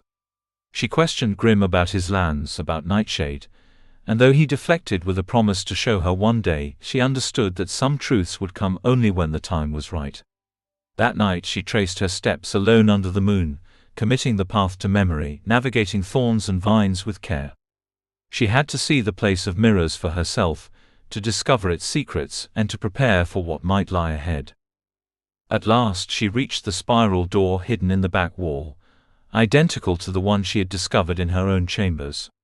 Her heart hammered at the thought of what might lie beyond, a vault of wildling knowledge or power waiting to be claimed. She tried everything, old objects, candlesticks, flutes, even vines fashioned into makeshift keys, but the door remained unmoved, resistant to her strength and ingenuity. Dawn crept over the glass exterior, casting violet light across the shattered halls, and Isla stood before the unyielding door, her mind racing with plans and possibilities, aware that the secrets she sought were just out of reach, waiting for the right touch or the right moment. The vault remained closed, but Isla's resolve did not waver. The night had shown her that some doors demanded patience, cunning, and courage, and she was determined to find the way forward. Chapter 29: The Abbey. Isla's determination to unlock the Wildling Vault had grown stronger than ever, and she knew that if anyone could guide her, it would be Juniper. She entered his bar the next day, the quiet of the empty room amplifying her focus. Juniper, ever cordial, greeted her warmly, but Isla wasted no time with pleasantries. She revealed the assassination attempt, a secret weight she carried carefully, before steering the conversation toward the Wildling Palace. Though Juniper admitted to knowing little and believed any treasures had long been looted, he shared one crucial detail: the Place of Mirrors was the only location on the island where all powers except those of the Wildlings were suppressed. The revelation sparked a surge of hope in Isla, a belief that whatever lay behind the vault door could aid her in her quest. As she left the bar, storm clouds gathered overhead, mirroring the turbulence in her mind. Grim appeared seemingly out of nowhere, teasing her about sensing her presence. His explanation, that he could perceive her emotions as colors, both unsettled and intrigued her. Their interaction was tense, charged with the unspoken, the familiarity and distance intertwined. He warned her about taking precautions with Juniper, offering to erase memories or enforce silence, a reminder of the dangerous edge of trust in their world.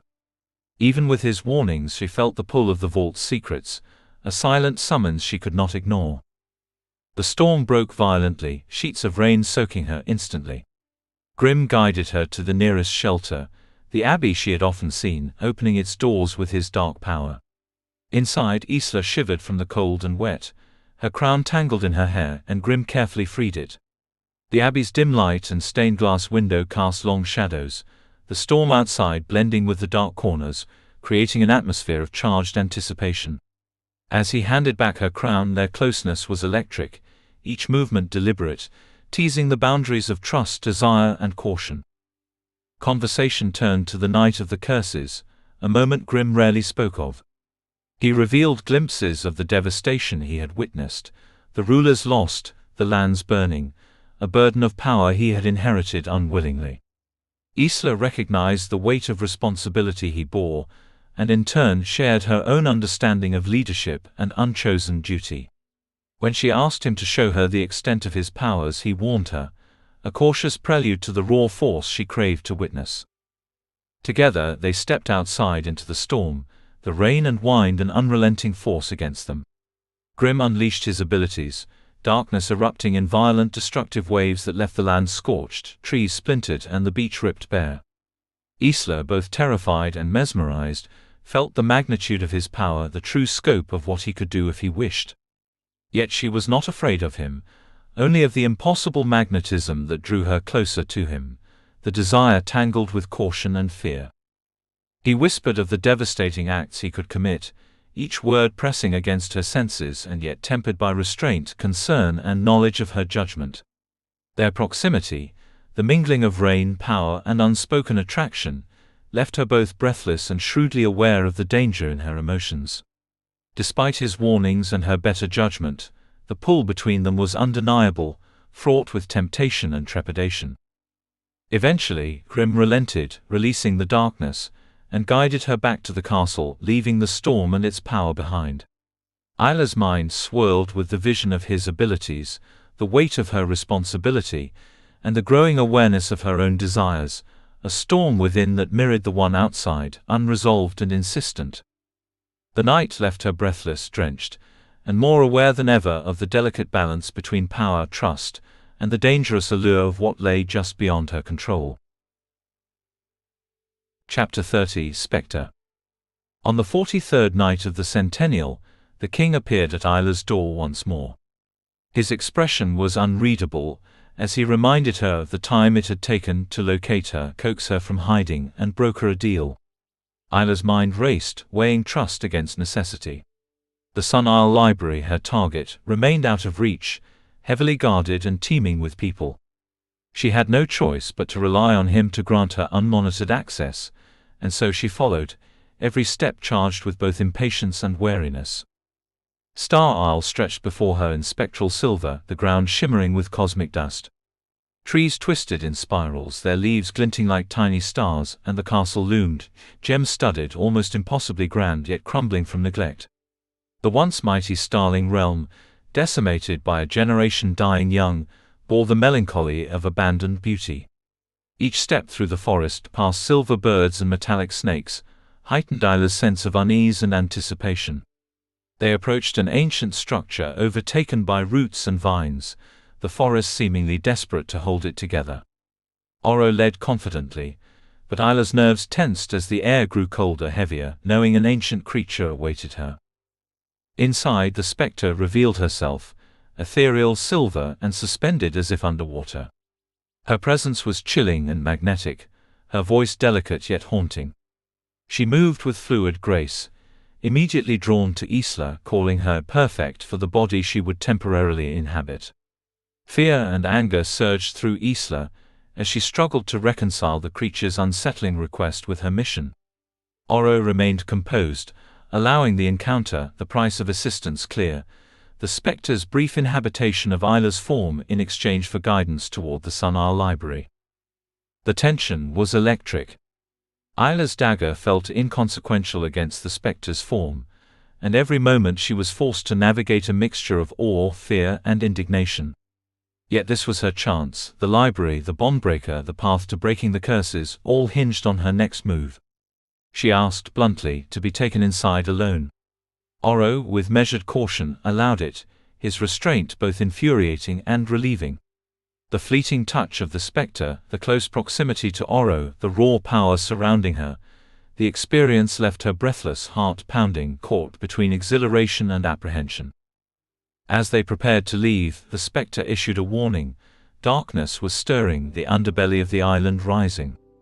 Isla's mind whirled, understanding the gravity, but focusing on the opportunity she had secured. Yet her triumph was short-lived. On the way back, Oro deliberately diverted, ignoring her protests and pleas. Frustration, rage, and disbelief surged through her. She felt cornered, yet she refused to submit to his control. Confrontation erupted.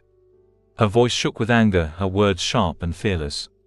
She refused to be manipulated, refused to be delayed, and refused to yield to his authority. The king, perceptive and insistent, pressed her, demanding to know her intentions, trying to read her like an open page.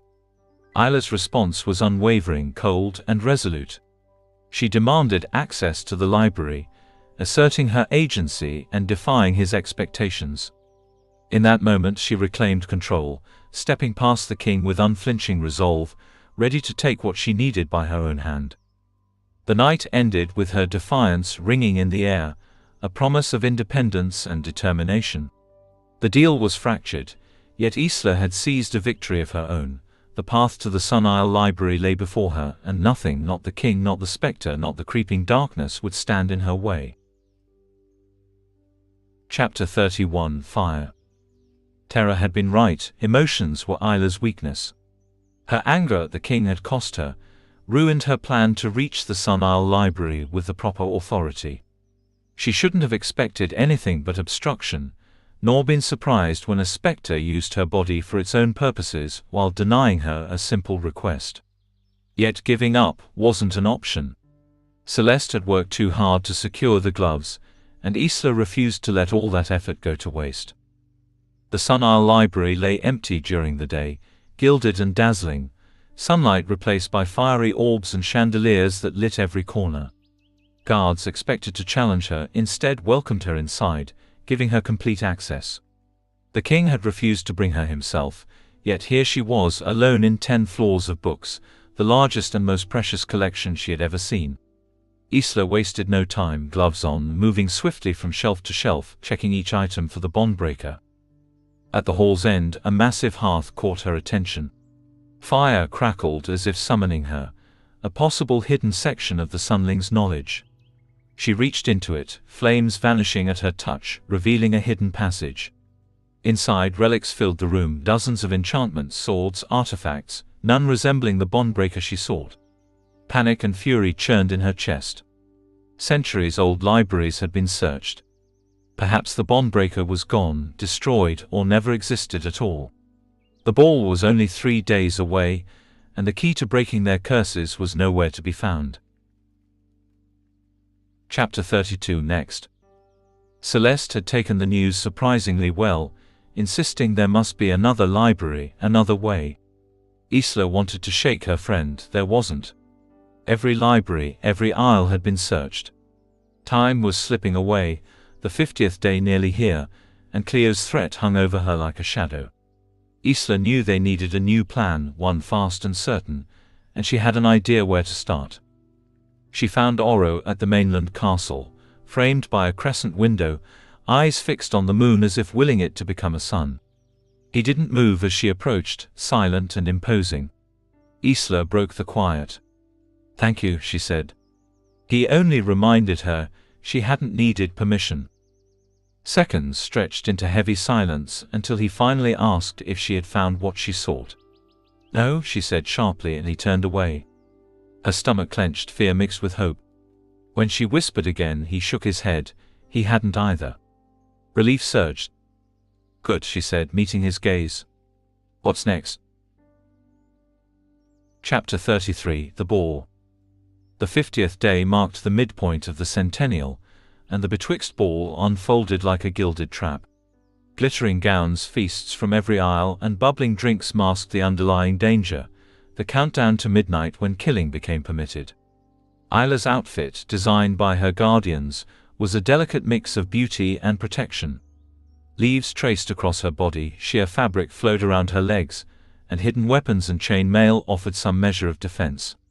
It wouldn't stop a determined ruler, but she refused to face death without a fight. She had to trust Oro would honor their pact. As she walked through the halls toward the ballroom, nerves shook her fingers despite knowing what awaited. When the double doors opened, the space stole her breath. 6 grand staircases spiraled downward, nobles and rulers descending in coordinated elegance, but behind the masks of ceremony lay a deadly tension. Celeste met her gaze, fierce and steady, aware that by morning one of them could be dead. Cleo, the moonling, watched from a staircase above, her expression unreadable. Snow fell through the glass ceiling, starlight smeared across the marble, and flames danced in suspended rings above. The spectacle was magnificent, but Isla's mind remained on survival. Dances came and went, each partner a blur. She moved with practiced grace, her steps precise despite the chaos in her stomach. Grim appeared at her side, a dark grin teasing her as he led her in a dance that felt like fire itself. His touch pressed and lingered, teasing, measuring her reaction. Desire and caution warred within her. Just as suddenly, he vanished along with her, slipping into shadow as nobles crowded the ballroom, oblivious to their absence. The world of glittering deceit and whispered bets seemed absurd compared to the palpable tension surrounding her. Minutes before midnight, the floor lurched. Chandeliers crashed, marble fractured, and fire roared as the castle itself seemed to rebel. Debris rained down. Panic overtook the dancers and nobles alike. Celeste emerged amid falling rubble, shielding others as Isla scrambled to safety. Azul's windshield saved some, Cleo healed others, but the destruction was absolute. Oro knelt across the room, drained and immobile, fingers piercing marble, powerless until Isla forced him up. She yelled at him, demanding action, shaking him to ignite the force within him. With a groan and violent surge of energy, he unleashed power that stilled the chaos, but then collapsed again, exhausted. The orchestra was shattered, screams filled the air, and the ballroom became a battlefield of marble and fire. Isla and Celeste moved through the ruin, aware that the castle, the Centennial, and even the island itself teetered on the brink of collapse. Alliances formed in haste. Grim, Oro, and Celeste pledged protection, but the bondbreaker remained elusive. Survivors were scattered, the dead countless, and the last chance to break the curses felt as fragile as the crumbling floors beneath their feet. As the smashed doors clanged closed and the echoes of screams faded, Isla realized the Centennial was no longer just a game. It was a fight for survival, a test of power and cunning, and the fate of the Isles hung by the thinnest thread. Chapter 34 Oro. The aftermath of the ball left the island fractured, not just in stone but in spirit. Part of the castle lay in ruins, and the streets of the agora were empty, whistling wind running through shuttered windows. Islanders stayed home, afraid to traverse their isles, while rumors blamed Grimm for the destruction, whispers fueled by memory of his illusions weeks prior. But this had been no trick. The mainland now belonged only to rulers and specters. Cleo abandoned all pretense of alliance with Celeste, retreating to her isle and shattering centuries of tradition. Oro delayed excursions, tending to the wreckage and quelling unrest among nobles whose patience had already thinned. Tension wrapped the island like a tightening noose. The 100-day clock of the Centennial felt broken, its rhythm altered by death and disaster. On the 53rd day, Isla followed Oro through the lattice of wooden trunks woven into a precarious maze, climbing higher, gripping branches with careful precision. Screeches echoed through the night, and even as her hands trembled she focused on his words. "The heart," he said, "was made during the island's creation. It holds pure energy from Horus Ray." Her questions came fast, Cronin Malvir. Oro's pause answered enough. He seemed hollow, each life lost at the ball weighing on him. His exhaustion was visible, shoulders tense, jaw set, yet he pressed on, climbing higher with her. Suddenly, hands dragged her into darkness. Bound knee-deep in shadows, she realized she had walked right into her own bait. Light burst, revealing the walls of the hive, honeycombed and alien. Oro stood beside her, calm, commanding. Figures emerged, dozens of winged people with pale blue skin and two large eyes, wings hanging limp as if unused. One stepped forward, his sword pressed to Oro's throat, blood glinting in the faint light. He challenged them, using both threat and words, testing their loyalty.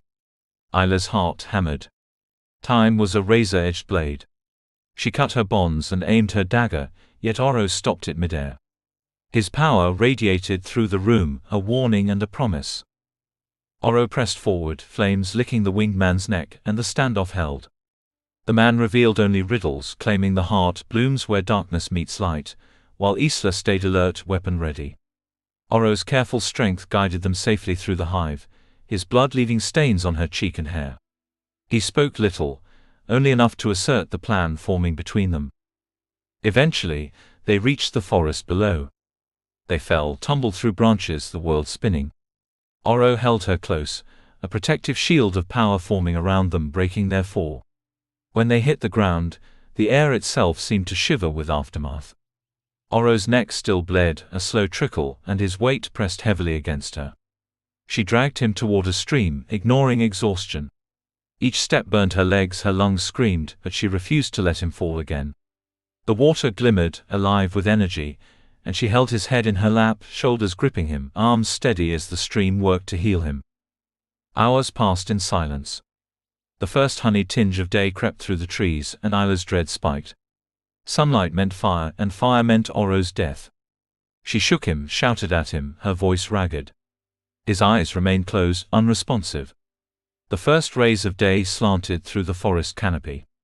The curse of light threatened to undo all her efforts, to burn away the life she had fought to preserve. Then she saw it, a cave, mouth dark, promising refuge.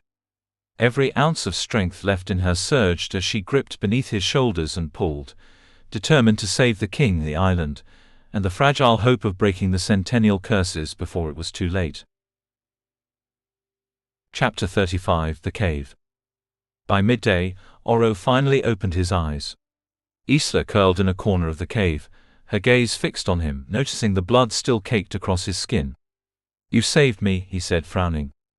The absurdity of it struck her. He was the most powerful ruler in the realms, and she, a supposedly powerless wildling, had saved him. Maybe she wasn't as powerless as she believed. "I'm not as weak as you think I am," she said, meeting his gaze. He didn't return her glare. "I've never thought you were weak," he replied. Isla blinked, skeptical, but said nothing. "Well, now we're even, I suppose," she added. "I suppose we are," he said, taking in the cave around them. Sunlight streamed through the mouth of the cave, golden and nearly lethal, and she realized just how close she had pulled him to safety. His attention shifted to the tunnels stretching into the cave's depths. Pretty blue lights dotted the ceiling. "Glowworms. They eat bones," he explained, noting that they were beneath a skyling graveyard. Isla frowned at the pragmatism of the revelation, but remembered the winged man's cryptic words. "Is it where darkness meets light?" she asked. Oro nodded, wincing. One of the few on Sky Isle. Night falls, I'll search it. He explained that nightshades had helped build the island alongside sunlings, leaving pockets in the in-between, remnants of a forgotten history. Isla sought confirmation. So we check where Nightshade and Lightlark meet. That's where the heart is. Oro bowed his golden head. Mud and blood covered them both. There aren't many. 8 remain. Star Isle is off the list thanks to the spectre. Her chest swelled with hope tempered by caution. Risk, she asked.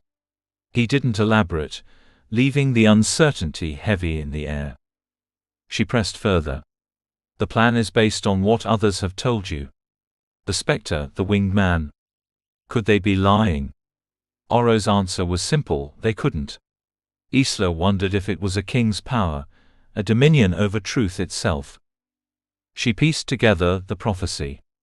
The original offense had to be repeated. Oro believed the heart of Lightlark had been wielded before, its power trapping a fragment of Sunling and Nightshade essence. Grimm and the Nightshades hadn't cast the curses, someone had used the heart. Oro's nod confirmed it. She realized he hadn't known about the heart until after the last Centennial. For a while they sat in the cave, sharing a fragile moment of understanding. She asked questions, lightly at first, then more personal. He admitted kings could not love, vulnerability too dangerous, yet she found parallels in her own cursed life. His rare honesty stretched into stories, from his childhood gilding abilities to his observations of Lightlark's hidden corners, from a cliffside beach to the memory of her singing, a talent that had once seemed trivial. Eventually Isla asked what mattered most, the secret she had been guarding. Oro's eyes sought hers, curious. When we find the heart, you can brandish it, fulfill the prophecy. You can win the great power promised, he said. But only if she shared her secret. The offer stunned her. She had never thought of winning, focused only on survival and breaking curses. The idea of wielding such power terrified her, especially at the price of revealing her secret. She refused, shaking her head, and Oro looked surprised, frowning. Either she was uninterested in the prize, or her secret was darker than he suspected. The rest of the day passed in near silence.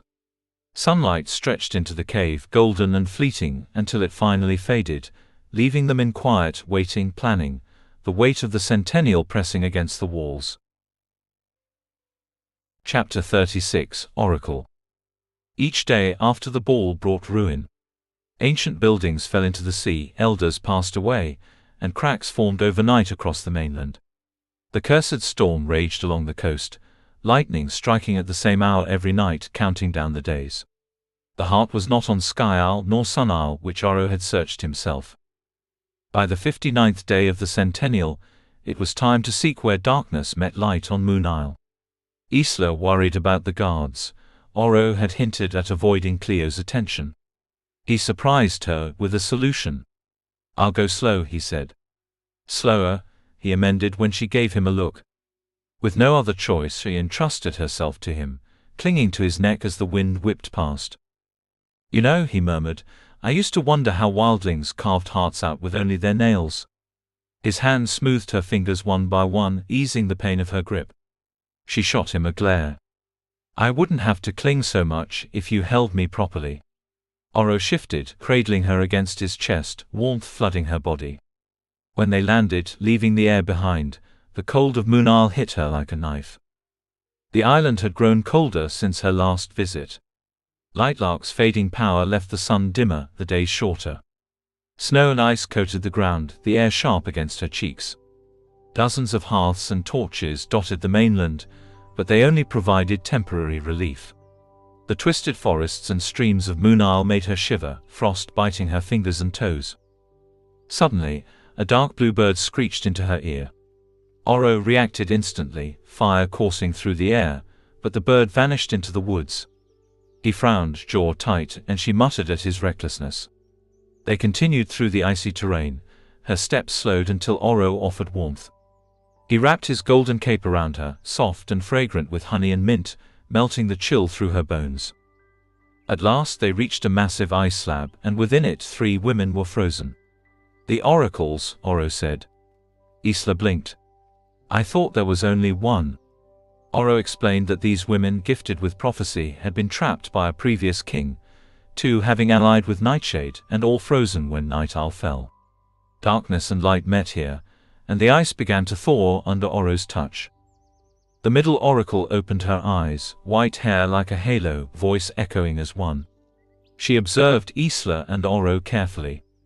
I've been warned not to help you, but this is too curious. Oro pressed for answers, seeking the heart of Lightlark. The oracle smiled, cryptic and teasing. It is near. Nearer than you know. She refused to give the exact location, insisting they find it themselves. She warned of lies and liars surrounding Isla, hinting that one of the 6 rulers would die before the Centennial ended. Isla pounded the ice in frustration, bloodied knuckles smearing on Oro's cape, before he gently stopped her. The oracle's words left her with more questions than answers, secrets confirmed, warnings given. How many other places on Moon Isle qualify? She asked, voice trembling. 3, the oracle replied. Relief flooded Isla, but she longed to find the heart immediately. Oro shook his head at the sky. Tonight was not the night, tomorrow they would continue. Isla wrapped herself in the warmth of the cape, bracing for what was to come, desperate to beat the prophecy and uncover the heart before her secret and the curses claimed everything. Chapter 37, Puddle. That night, Isla stood alone in her room, gripping the starstick like a lifeline. The relic felt heavier than ever, its glow reflecting the storm of thoughts and emotions racing through her. Before the Centennial, she had promised herself she would never use it to look at her home, fearing the pull of longing might make her abandon the game entirely. But everything had changed. She was no longer the timid girl who had arrived on the island 2 months ago. She had spoken, fought, and even touched a man in ways she never imagined. She had threatened rulers, saved a king, and learned to wield cunning alongside courage. Before, her only goal had been to break her curse and protect her realm. Now she wanted more, everything. Drawing a puddle of stars on the floor, Isla let the starstick take her gaze to Wildling. The colors shimmered, sputtered, and scattered until the truth formed before her eyes. Her heart stopped. The forests she had loved were gone, razed and silent. The palace lay in ruins. Villages were empty. For a moment she thought it a trick, a cruel illusion. But when her hand guided the starstick elsewhere, the image clarified, terror.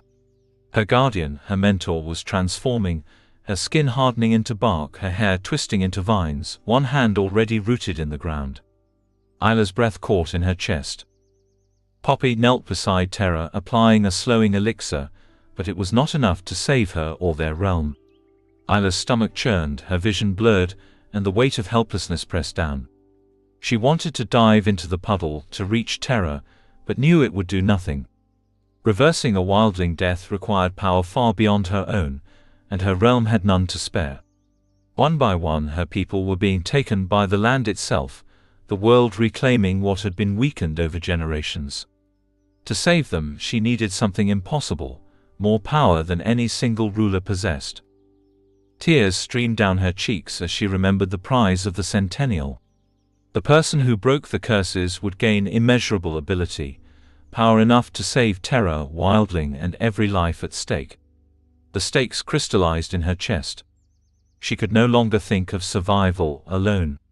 She had to win. She found Oro pacing in the mainland castle, confusion and frustration lacing his voice. Her swollen eyes barely met his as she asked, trembling, "Does your offer still stand?" He nodded, and Isla felt a flicker of hope.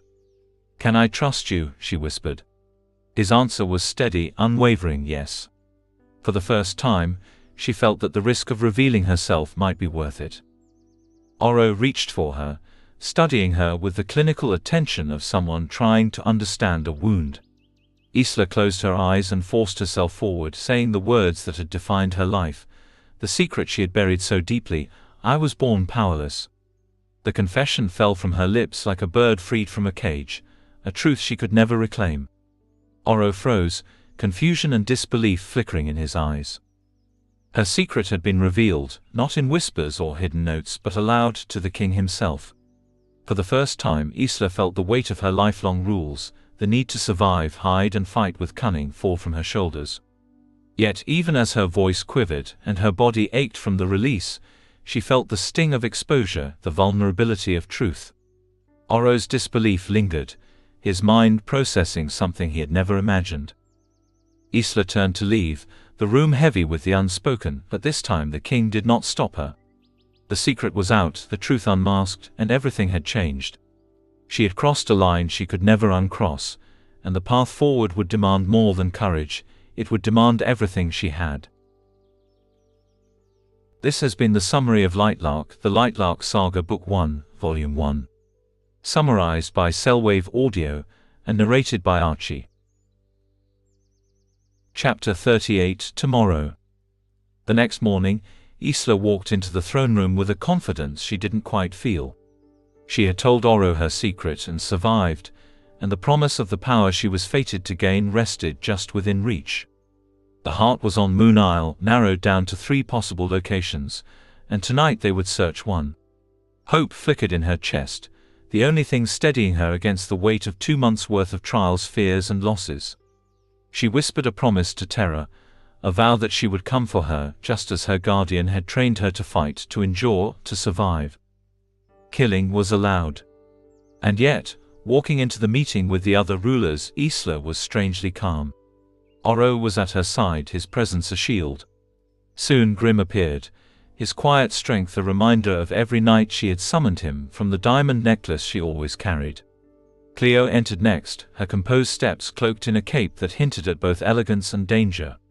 She looked at Isla with little emotion, but Isla knew better than to mistake apathy for safety. Celeste followed, then Azul, all keeping their distance, eyes alert, powers ready at the smallest provocation. Oro cleared his throat and addressed the gathered rulers, asking if anyone wished to share progress. Silence filled the room, but then he spoke, revealing part of the truth. Isla and he had scoured the island for a relic, an ancient object linked to the creation of the curses centuries ago. Azul questioned the relic's existence, and Grim confirmed that such an artifact could be real, crafted by a Nightshade ruler willing to sacrifice their power. The other rulers were skeptical, but Oro's tone left no room for doubt. He displayed the bluish-gray decay spreading across the island, a stark reminder of the urgency. And yet he kept their plans safe, shielding the specifics from those who might interfere. Then came the moment that froze Isla in place. Oro announced a change in the matches, pairing rulers together for the search. Cleo, the Moonling ruler, would now be matched with him, leaving Isla's heart pounding in disbelief. She saw the truth in the way he orchestrated it. She had been useful only until now. The alliance that had seemed genuine, the bond that had grown between them, had been tactical. Oro's choices, always calculated for his people's good, had now left her vulnerable. Cleo's feline smile confirmed Isla's worst fears, her gaze calculating, ready to strike at the powerless girl before her. Oro, however, only smiled with amusement and revealed the final, crushing blow. Isla Crown did not have powers. The world tilted. Every trust, every promise, every hope that had anchored her to him shattered into icy shards. The oracle's warning echoed in her mind, there are lies and liars all around you. Betrayal coiled in her stomach, sharp and relentless, as she realized she had been blind, naive and foolish. Before Cleo or any of the rulers could act on Isla's exposed vulnerability, Grim's hand found hers. The connection was instant, protective, grounding. In a blink they vanished, leaving the throne room and all the deceit behind. The world was still full of danger, but for the moment Isla was no longer alone. The storm of betrayal had hit, but she had allies who would fight beside her, and the hunt for the heart was far from over. Chapter 39 Promise. The truth had spread farther and faster than Isla could bear. Oro had revealed her secret, the one she had protected her entire life, the reason she had hidden in her room, the vulnerability that could have made her the first to die in the Centennial. Pain churned inside her, twisting, unraveling her. She had trusted him. He had promised honesty, kindness, care, and now she felt the weight of betrayal crushing her chest. He had used her. He had sentenced her to death. One moment she had been in the throne room witnessing horror and threat in the eyes of the other rulers, the next she was on a distant beach, Grimm's hand holding hers, pulling her from danger. His flair had carried them across the mainland in a single, impossible breath. She had never imagined the full scope of his power, and yet he had risked it for her. Relief and gratitude battled shame and fear as tears prickled her eyes. Grimm knew her secret now. He had sensed that she was not bound by the curses, that she had never wielded power. His words steadied her trembling heart. He would never hurt her or reveal her secret. His grin, unnerving and wide, carried the promise of loyalty. Monsters stick together. For the first time the pieces fell into place, the fascination, the pursuit, the care. Every interaction had been genuine. Half of her felt exposed, powerless, broken before him. The other half sagged with relief, the weight of isolation lifting. She trembled in his arms, the fear of imminent danger still pressing at her mind. "I think they're going to kill me," she whispered. Grimm's touch was patient, his hand against her cheek grounding her. "Pull this," he said, tugging gently on her pendant, "and I'll be there." And in that promise, Isla found certainty. In the chaos, in the betrayal, in the storm of power and deceit surrounding her, she believed only him. He would protect her, and she would survive. Chapter 40. Together. Oro's betrayal weighed like ice in Isla's chest, cold and unforgiving. Weeks of trust and effort felt wasted, every moment she had spent aiding him now a memory of deception. The only warmth came from Grimm, whose presence filled her thoughts, her dreams, her days. With him she felt a tether to something real, something unbroken in a world that seemed intent on crushing her. Time was slipping. The island crumbled around her, and Cleo and Oro were surely close to the heart of Lightlark. When they found it, when they wielded it, only the final act of the prophecy would remain, killing a ruler and destroying their realm. Soon she would be dead, her wildling power gone, terror lost forever, and there was nothing she could do to stop it. Survival became her only goal. With Grimm's guidance she moved to the place of mirrors on Wild Isle, the one place where she could fight on equal footing. She claimed an abandoned room, barricaded her door, and slept with one hand on her dagger, alert to every creak. Ella risked her life to bring her necessities, and Celeste remained steadfast, refusing to abandon her despite the betrayal. Together, they became Isla's fragile lifeline in a world falling apart. Even as she drew her puddles of stars, glimpses of terror twisted her stomach with guilt. Isla wondered if hiding was selfish, if her people were destined to perish so others might live. Celeste's voice cut through her despair. Wildlings were needed to rebuild, to endure. Isla realized her realm still mattered, even fractured, even fading. She wandered the place of mirrors that night, staring at carvings of her people and the animals that once thrived there, understanding the tragedy of a chapter ending too soon. In that reflection, Isla felt the quiet weight of responsibility, the fragile hope that survival and restoration were still possible, if only she could endure.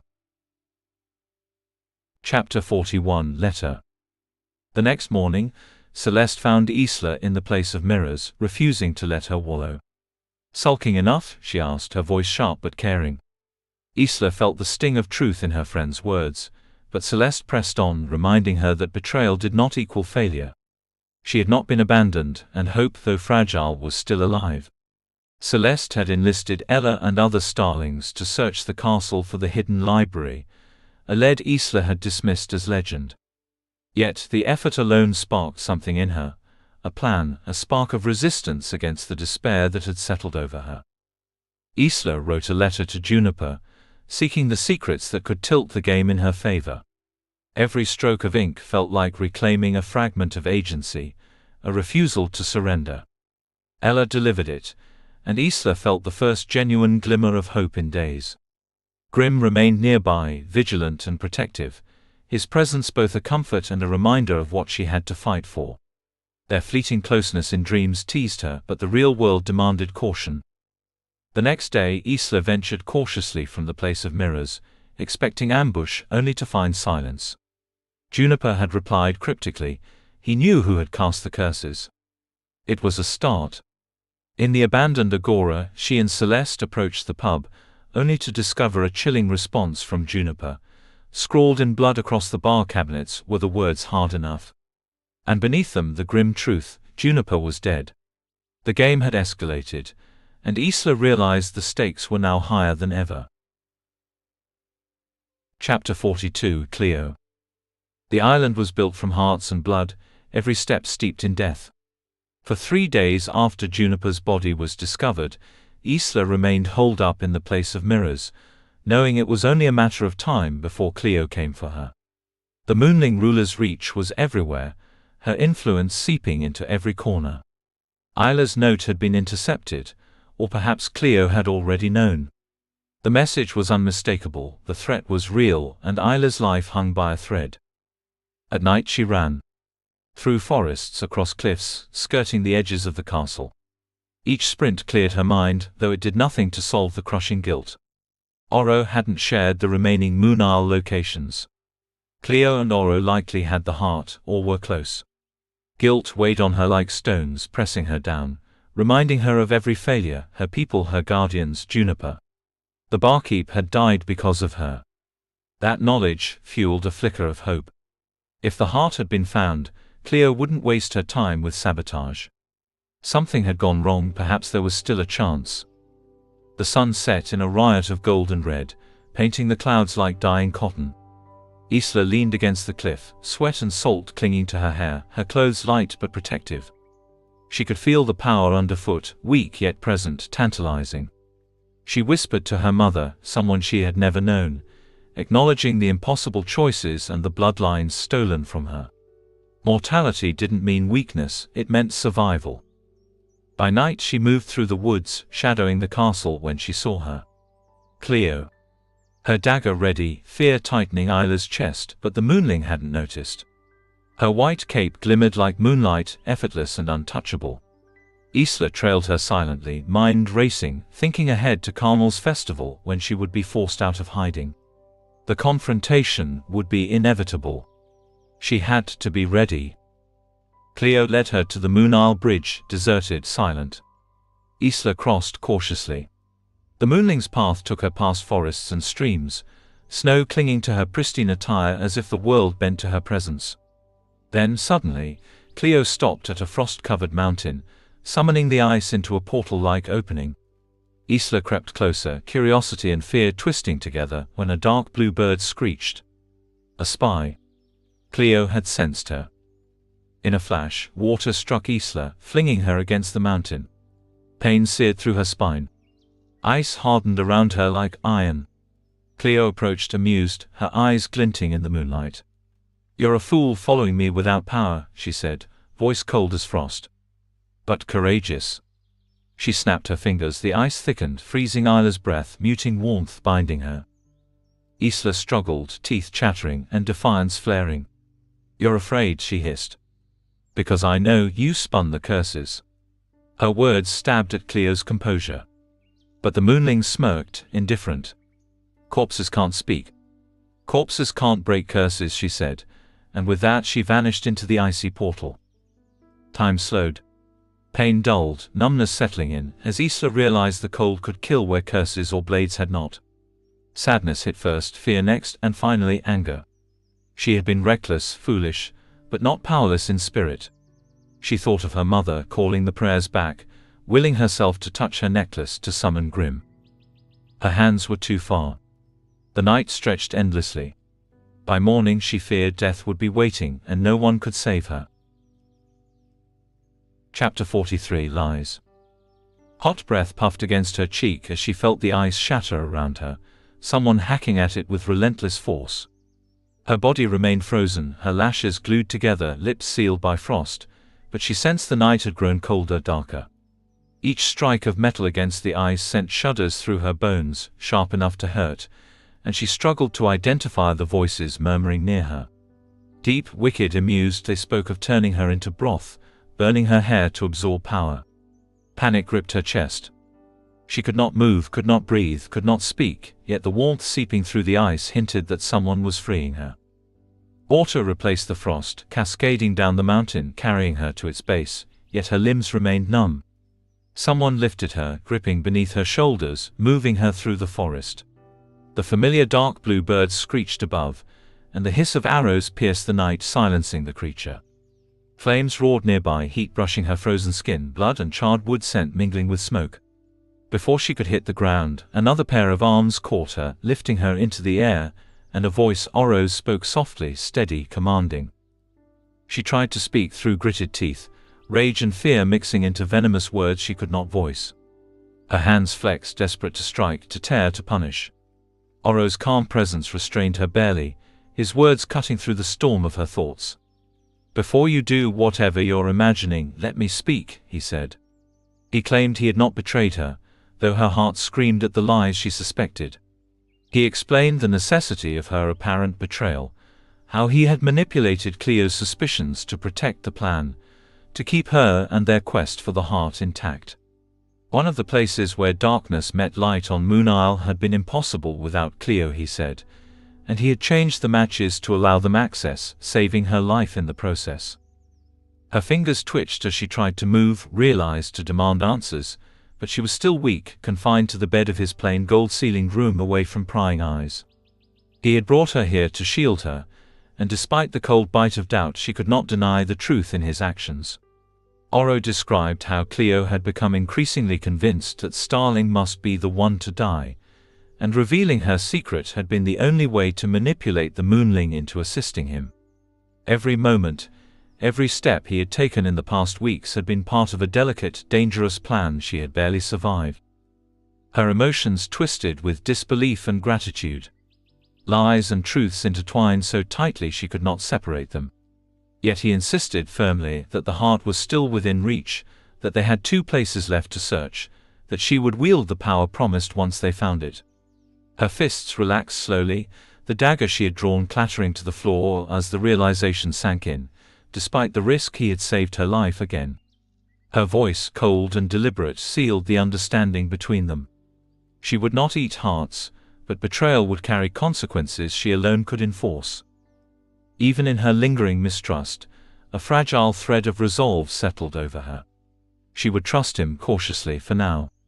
The survival of her people, the fate of the heart, and the continuation of their perilous quest demanded it. And yet, every nerve screamed that the next move could cost her everything. The cold had not left her, but neither had the fire of defiance. She would live, and she would act. Chapter 44, Carmel. The morning light brought confession and counsel. Isla told Celeste everything: the attack, the chilling conversation with the Moonling, the dangerous intricacies of Cleo's potential manipulations. Celeste listened, frowning but unshaken. To what end? She asked. Cleo had spun curses, yes, but there was no sign she had acted upon them. Isla could only wonder if the Moonling had already set events in motion without their knowledge. She warned Celeste that Cleo wanted her dead, and her friend shrugged, unsurprised. "Everyone except you does," Celeste said, a quiet reminder of the ruthless politics surrounding them. Then Isla spoke of Oro, how he had saved her, the strange claims he made. She braced for judgment, expecting disappointment, perhaps even scorn. Instead, Celeste nodded with a measured approval. "Good," she said, explaining her belief that the hidden library could only be found with Oro's help, that the king had revealed Isla's secret to gain her trust. Isla resisted her impatience at Celeste's insistence on continuing the search for the bondbreaker, but she promised to ask Oro at the proper time. Meanwhile, the world itself seemed to demand haste. Since the ball, the mainland had weakened, the absence of power hastened its decay. Every moment wasted meant Terra's forests would vanish, leaving only ruin. They had to act, and quickly. Carmel arrived on the 75th day, a 24-hour carnival celebrating the final quarter of the Centennial. Isla doubted anyone would attend, yet the streets thrummed with life the day before, vendors opening their doors, revelers returning. She needed only to appear briefly. She avoided the morning picnic and afternoon festivities, wary of Cleo, uncertain if the Moonling would break the rules or intervene. Music drifted faintly to her castle window, The festivities a distant, pulsing heartbeat she listened to with half a mind on her quest. One day of rest, she reminded herself, then the search for the heart would continue. Dusk brought Celeste to her, both adorned in the grandeur of their realms. The starling in glittering crystals, Isla crowned in a cascade of bright red petals that flowed from bodice to floor, a train of roses trailing behind her. They moved cautiously, aware of guards and prying eyes, conscious of alliances hidden in plain sight. Isla twisted through the crowds, daring anyone to challenge her as she sampled wine, feeling its warmth spread like fire through her veins. The guards' discreet vigilance emboldened her, and laughter bubbled from her lips as she shed the cumbersome petals, each layer falling to the floor, leaving her lighter, freer, unburdened by the pretense of celebration. She wandered the halls in the aftermath of her own rebellion, losing track of the castle's layout, her thoughts spinning in rhythm with the echoing music. A voice called, and she found Oro, a startling reminder of trust and tension intertwined. She teased, she laughed, she felt the fleeting relief of simple human warmth, and he followed her, lead steadied despite her exuberance. Conversation flowed easily now, questions spilling from her lips as they walked, the veil of ceremony slipping away. Oro revealed his past, the burdens of leadership, the guilt that kept him awake, and the memory of lost warriors bound them in quiet understanding. By the time they reached her room, night had fallen fully, the celebration below continuing without her. She brewed tea, sharing stories, recalling the sting of bees that named her favorite drink yellow bee. Her energy waned, the warmth of wine and laughter leaving her drowsy. She fell against him, her head in his lap, drifting into sleep, comforted by his presence. Hours later she awoke to him still there, serene, nearly at peace, and for a moment the world outside could wait. Her respite ended with a sharp knock at the door. Ella appeared, breathless, urgency etched into her silver-gloved fingers. The music and joy of the celebration had died in an instant. Isla's dagger rose instinctively. "What's happened?" she demanded. Ella's words came swift and chilling. "A ruler has been attacked." "Which one?" Isla's heart thundered. "Starling," came the answer, shattering the fragile calm of the night. Chapter 45 Vanished. Isla stormed through the castle, every step fueled by fear and urgency, her dagger clutched as if it could shield her from what she might find. The screams of the islanders drew her toward the gardens, and her chest tightened at the thought of Celeste. She reminded herself to breathe, to steady the lines of worry across her face, but it was useless. When she entered the gardens, time seemed to stop. Celeste floated in the center of a miniature maze, shrouded in silver fog and delicate threads like a spider's web, eerily still. Oro stood nearby, his face drawn. "It's old enchantment," he said quietly, "a poison. Only her body can mend itself. Moonling healing only strengthens it." Powerless, Isla's hands clenched.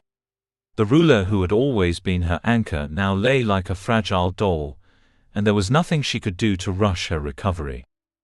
Grim appeared then, quiet and steady. Isla's voice was firm, unwavering. "Make her disappear until she wakes. Whoever attacked her will come back." Without hesitation, Grim nodded, and in an instant Celeste vanished, leaving Isla with the raw ache of fear and guilt, waiting for the fragile hope of her friend's return. Chapter 46 Poison. Everything shifted the moment Isla stepped into the cold dawn, tears streaking her cheeks. The fight was no longer just for Terra, or her people, or even herself. It was for Celeste. Her friend, floating lifeless in the gardens, poisoned and wrapped in silver webs, had made the danger personal in a way that demanded action. Isla's guilt burned hotter than the winter wind whipping through the wild grass and snow-laden forest she cut through, her path marked by thorn branches that clawed at her skin. Every step was fueled by the memory of her failures, leaving Celeste alone, indulging in frivolities when she should have been vigilant, ignoring the bigger picture until now. She reached the place of mirrors, determined to unlock the vault that might hold ancient wildling remedies. Pain lanced through her hands as metal tore and splintered her skin, but she refused to give in. Hours passed with fruitless searching, her fury only growing. Cleo, who had caused this, became a living target of her wrath. 2 more locations remained on Moon Isle, and Isla vowed to press on, carrying the weight of both realms and the life of her friend. Snow fell in thick streams, soaking her, and she followed Oro into a sunken palace, its submerged halls treacherous. Water lapped cold against her knees, and strange scaled creatures lunged at her, their razor-sharp limbs drawing blood, pulling her under. Panic clawed at her, but she fought, stabbing the nearest threat and emerging at the top of the grand staircase, gasping. Oro knelt beside her, hands glowing as he healed the gash along her side. The heat and sting of the power coursed through her, leaving her dizzy but alive. She tried to focus, to remember why they were there, the heart. But it wasn't among the water lilies, not in the palace. Disappointment stung as sharply as her wounds. "The center of Vinderland territory," Oro said, his voice heavy, revealing that the heart lay where the former wildlings had once roamed, a place she had hoped to avoid. Wildlings. Eating hearts and flesh for desire, not curses. Isla shivered, the weight of the unknown pressing down. "I'm coming," she said firmly, refusing to let fear or caution pull her back. That night she prepared herself at the castle's ancient armory, loading arrows, knives and swords, every weapon a promise to protect the lives and realms she loved. Celeste and terror weighed on her mind, their strength giving her resolve.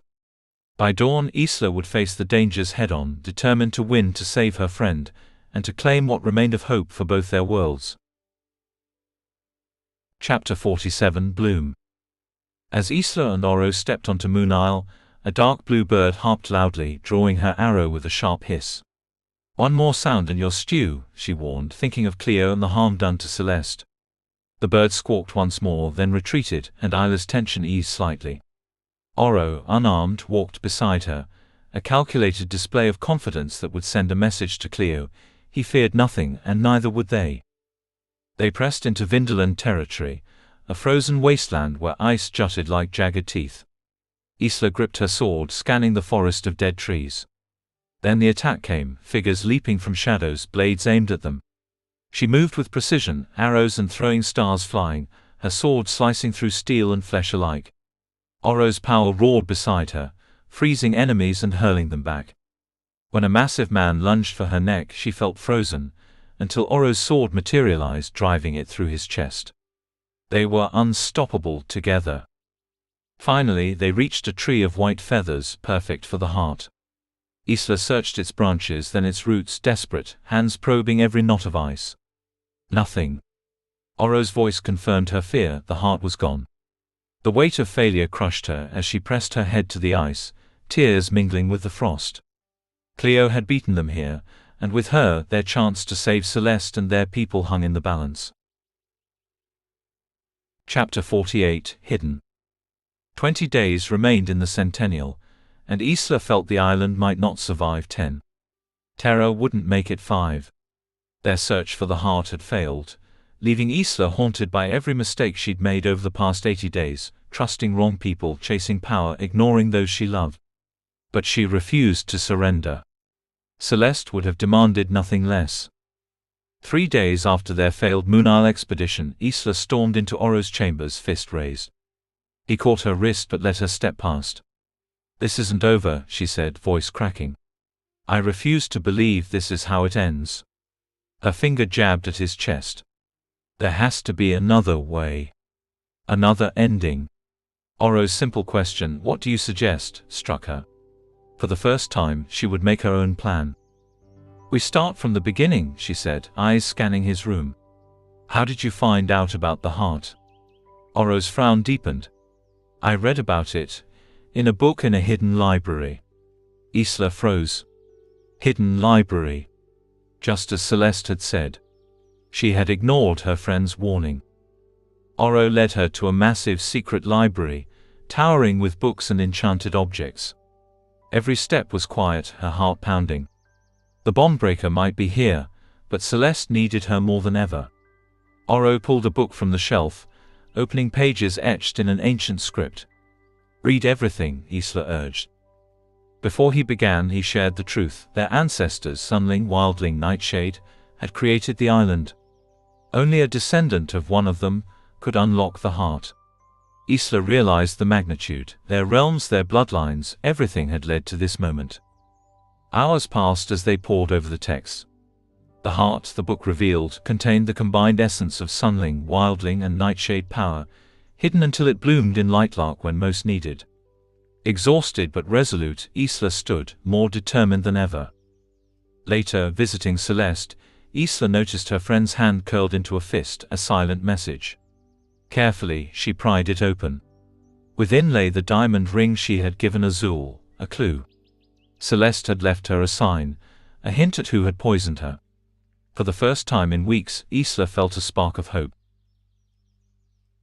Chapter 49 Diamond. Azul had poisoned Celeste. Isla's mind reeled as she realized the truth. The king she had once thought charming and haunted was a calculating ruler with a plan. She remembered overhearing a conversation between Oro and Azul weeks ago. She had assumed Azul's threats were aimed at the Moonling realm. Now she understood. They were meant for Starling, for Celeste. Worse, she had never warned her friend, too consumed by her own fear and grief, her own betrayal. Questions swirled in her head. Why Azul? What was his goal? Every certainty she had clung to shifted and scattered. The oracle's words echoed, "You have many questions. All will be revealed soon enough." She stood in the place of mirrors, spine straight despite the dead leaves swirling at her feet. The fractured glass let the wind creep in, whispering of emptiness where laughter and music once lived.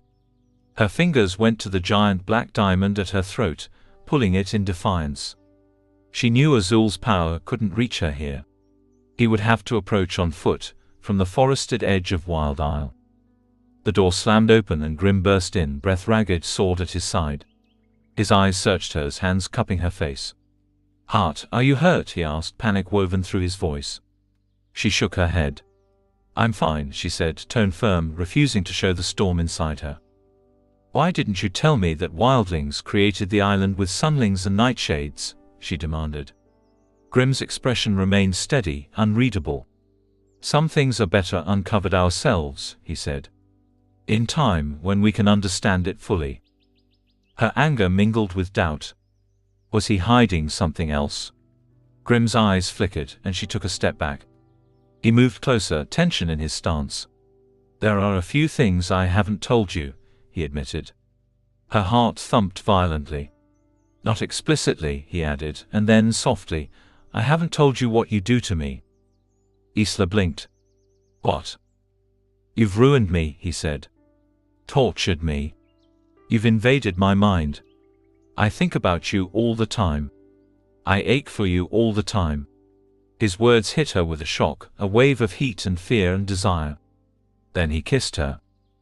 She gasped but pressed herself against him, arms winding around his neck. The cold of the place of mirrors faded beneath the fire between them. Grim's hands gripped her waist, pulling her closer. Their kiss deepened, hunger and relief colliding.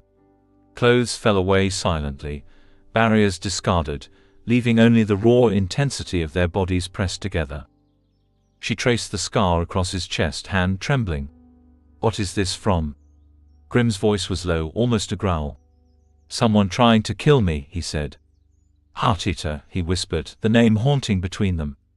Her pulse raced as he claimed her fully, pressing her against the glass, consuming and attentive. Isla wrapped her legs around him, fingers tangling in his hair, feeling every inch of him. Desire pulsed through them, a tide neither could resist. He whispered, coaxed, guided her, and she surrendered, letting him see her unravel. Her body, her mind, her heart, everything poured into this single consuming connection. And yet, even in the chaos there was something familiar, grounding, like a memory long forgotten but never lost. The thrill of falling, the comfort of rain, the rhythm of her own breath. She had been here before, in dreams, in moments she had never understood, until now. Chapter 50 Sleepless. Isla did not sleep. Days and nights blurred together in the library, as fast and relentless as rain racing down the 100 windows of the place of mirrors. Each page she turned carried echoes of Grim, his hands against her skin, his lips brushing her shoulder. They hadn't gone as far as she had wanted, and part of her had been quietly grateful. Instead of undressing, he had pulled her into his lap on the floor, head against his chest, chin resting where her crown should have been. Before leaving, she had made him promise to find Azul and bring him to her. Oro watched her carefully, reading the traces of her daydreams but saying nothing. Part of her didn't want him to notice, didn't want him to suspect. She forced herself to focus, digging nails into her palm, reminding herself that breaking the curses mattered more than anything else. She was the only hope left for Terra and Celeste, and the heart was the key, not just to power but to a future she might finally share with Grimm. Anything? Oro's voice broke through her thoughts. She blinked, realizing she had not absorbed a word of the text. No, she admitted. You. He shook his head, gaze fixed on the stack of ancient books as if willing them to ignite. Isla rubbed her face, exhausted, bones aching from long hours bent over texts and endless scheming. This isn't working, she muttered. Oro simply watched. She leaned her head on the cool pine-scented table and said, "Talk to me. Tell me everything we know." Oro leaned back, fingers drumming thoughtfully. The heart is on Moon Isle. It contains immeasurable power from wildlings, sunlings and nightshades. It spun the curses. It blooms when needed, where darkness meets light. Darkness meets light.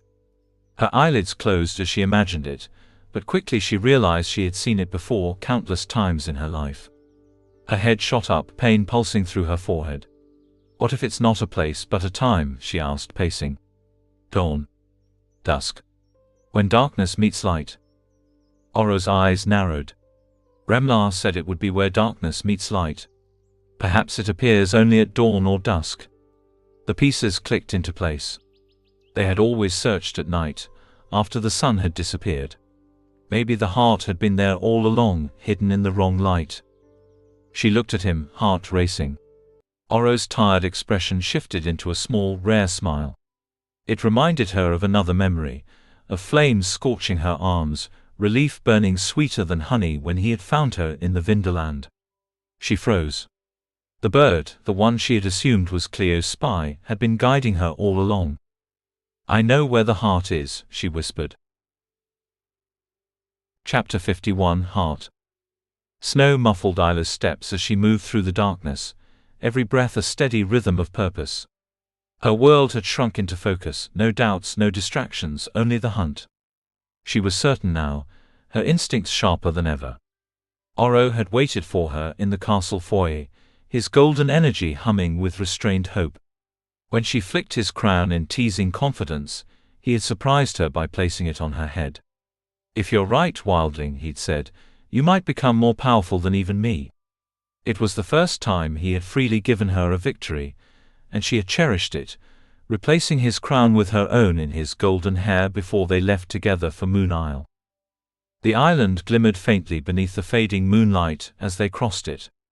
Isla's mind burned with thoughts of the heart, not for power but for Celeste and Terra, for the chance to save what mattered most. When she asked what Oro would do after breaking the curses, he spoke of rebuilding Lightlark, of uniting the realms again. His words stirred something inside her, but she knew she didn't belong here. Her dreams had always been elsewhere, with her friends and perhaps with Grimm. Still she only whispered perhaps, and Oro saw through the lie. They walked in silence, until the familiar screech of the dark blue bird cut through the wind. Instead of warning it away, Isla followed, chasing its flight through skeletal trees until a nest came into view atop a frozen branch. Here the air hummed with magic. The heart was near.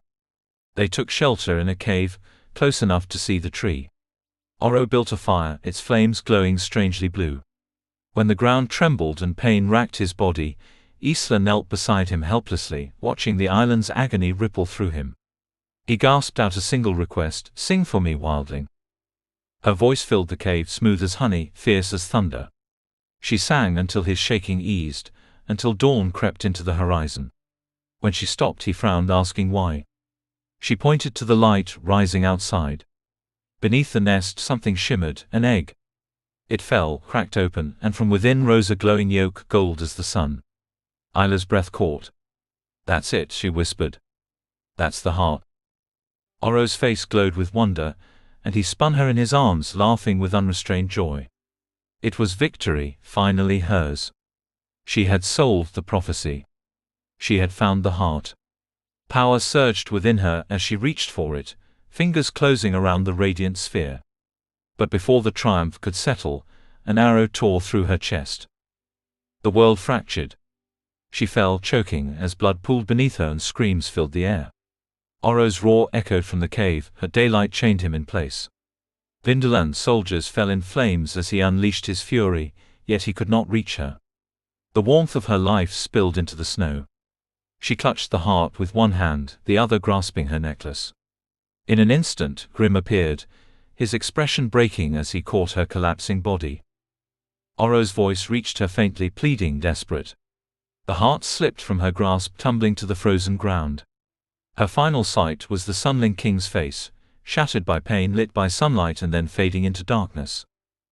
And as the light vanished, Isla felt herself falling through stars, drifting between realms, chasing the echo of her parents and the life that had always been just out of reach. Chapter 52 Prophecy. The sound of a voice calling her name dragged Isla from the edge of darkness. "Heart-eater," Grim whispered, the word breaking under the weight of pain. She opened her eyes to find herself in his arms, the air heavy with his desperation. Her chest burned. The arrow was gone, but a scar, an angry mark over her heart remained. She should have been dead. Yet she lived, realizing the truth: the heart had saved her. Somehow, it had recognized her as its wielder. Grim held her gently, his cold skin grounding her fevered body. When he told her that Celeste was awake, found through a rare wildling elixir, Isla's heart soared. She needed to see her friend, to make sure she was safe. Despite Grim's protests, she ran through the corridors until Celeste's door flew open. Relief flooded them both. Celeste confirmed that Azul had been behind the attack, his motives still a mystery. Isla barely had time to process before revealing she had found and wielded the heart. She promised to explain later, hugged her friend tightly, and vowed to end it all soon. But as she returned to her room, the past caught up with her.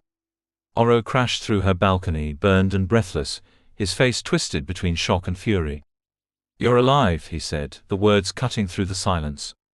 When he handed her the glowing heart, Isla realized he trusted her completely, something even she thought was foolish.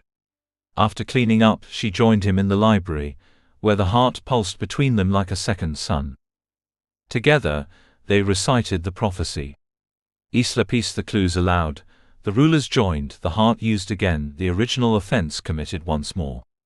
The only step left was deciding which realm must die for the curses to end. Oro's voice was calm as he said the choice was hers. Without hesitation, Isla chose Starling to save Celeste. Then he told her who would die. Nightshade. The word shattered her. Grim. The realization hit like another arrow through her chest. Oro reasoned that with the heart's nightshade energy, Grim's death was no longer a risk to the island's safety. Isla begged him to reconsider, but the king's face stayed carved in stone. Every word, every reason, every cold justification broke what was left of her hope. Rage boiled inside her. She argued, demanded, even accused Cleo, Azul, Ella, anyone who might be behind the chaos. But nothing changed Oro's mind. When he spoke of Nightshade's danger, of Grim's flair to travel between realms, she saw only fear disguised as logic. "Please," he whispered, trembling. Not him. But the King of Lightlark had already made his choice. Something in Isla broke. Her dagger flashed, pressed to Oro's throat. He didn't move, didn't fight back. "Do it," he said softly, daring her. Her hand shook, but she couldn't. Not yet. Not like this. She lowered the blade, eyes burning with betrayal, and turned away. Without another word, Isla left him in the library, the heart still glowing on the table between them, the future of Lightlark hanging by a single breaking thread. Chapter 53 Choice. Isla has a plan that makes her feel every sinner she's been these last 90 days, liar, thief, hypocrite, but she will do any of it if it buys her tomorrow. She finds Celeste and speaks first, an apology in the mouth of someone who knows this could be the last time she asks a favor. "Tell me that you're my friend. And that you'll forgive me." Celeste straightens, steady as a spear, and says yes. It's fragile hope, the friend who stayed when many fled, the ally who will forgive the betrayals that have already cost too much. Isla lays out what they must do: use the bondbreaker together, split its terrible cost 3 ways so Grimm can be saved. She plans to trade the wildling power she will gain for her people, or else to bargain with the forest itself. She will not choose the heart's promised godhood over Grimm. She will not let Oro kill him. They make a desperate, practical choice. Celeste will lure Oro out by crumbling part of the castle. Isla will fetch the relic and healing elixir. The place of mirrors will be their sanctum, Oro's flares and rulership nullified there, whatever ritual they enact safe from his interference. Isla writes a letter she never once read, steadies her wound and calls Grimm. He arrives without hesitation, his loyalty so complete it is almost naive, and Isla explains the truth. Oro will kill him to end the curses, and together they will break their bonds and run. Grimm swears to give her anything, his hand presses to her chest and she feels briefly not alone. They step into the Wild Isle forest. Magic throbs there differently, a quarantine for abilities. It confirms Isla's theory. If Grimm's flare won't work, then the place of mirrors will hold their ritual. But Grimm says something that unmools Isla. Her starstick is not a starling relic but nightshade. He tells her, gently and awful, that she has been here before. Memories she doesn't own are his to reveal. He admits he removed the moments they shared, the kisses and the history between them, believing he could restore them later once the necessary seduction of Oro had been engineered. Isla reels. Memory and love and betrayal bend into the same shape. They hurry to the place of mirrors. Celeste waits inside with something that looks like a needle, gold glass sharp at both ends. "It's quick," she says. But Grimm lunges. He fears the idea has warned against the plan. Still, Celeste pricks her own palm and Isla follows. The blood they expect to pour instead performs magic Isla did not know she could witness. Droplets that sizzle and float and freeze that bloom into a crimson rose. Celeste's eyes change. Her hair lifts. The power in the room flips like a coin.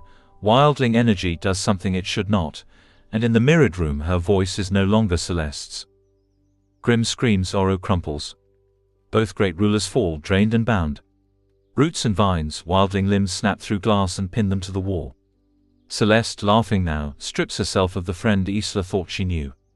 The woman before them is not Celeste, but Aurora, the bride once scorned, the shape-shifting starling who claims the old wounds and the oldest grudge.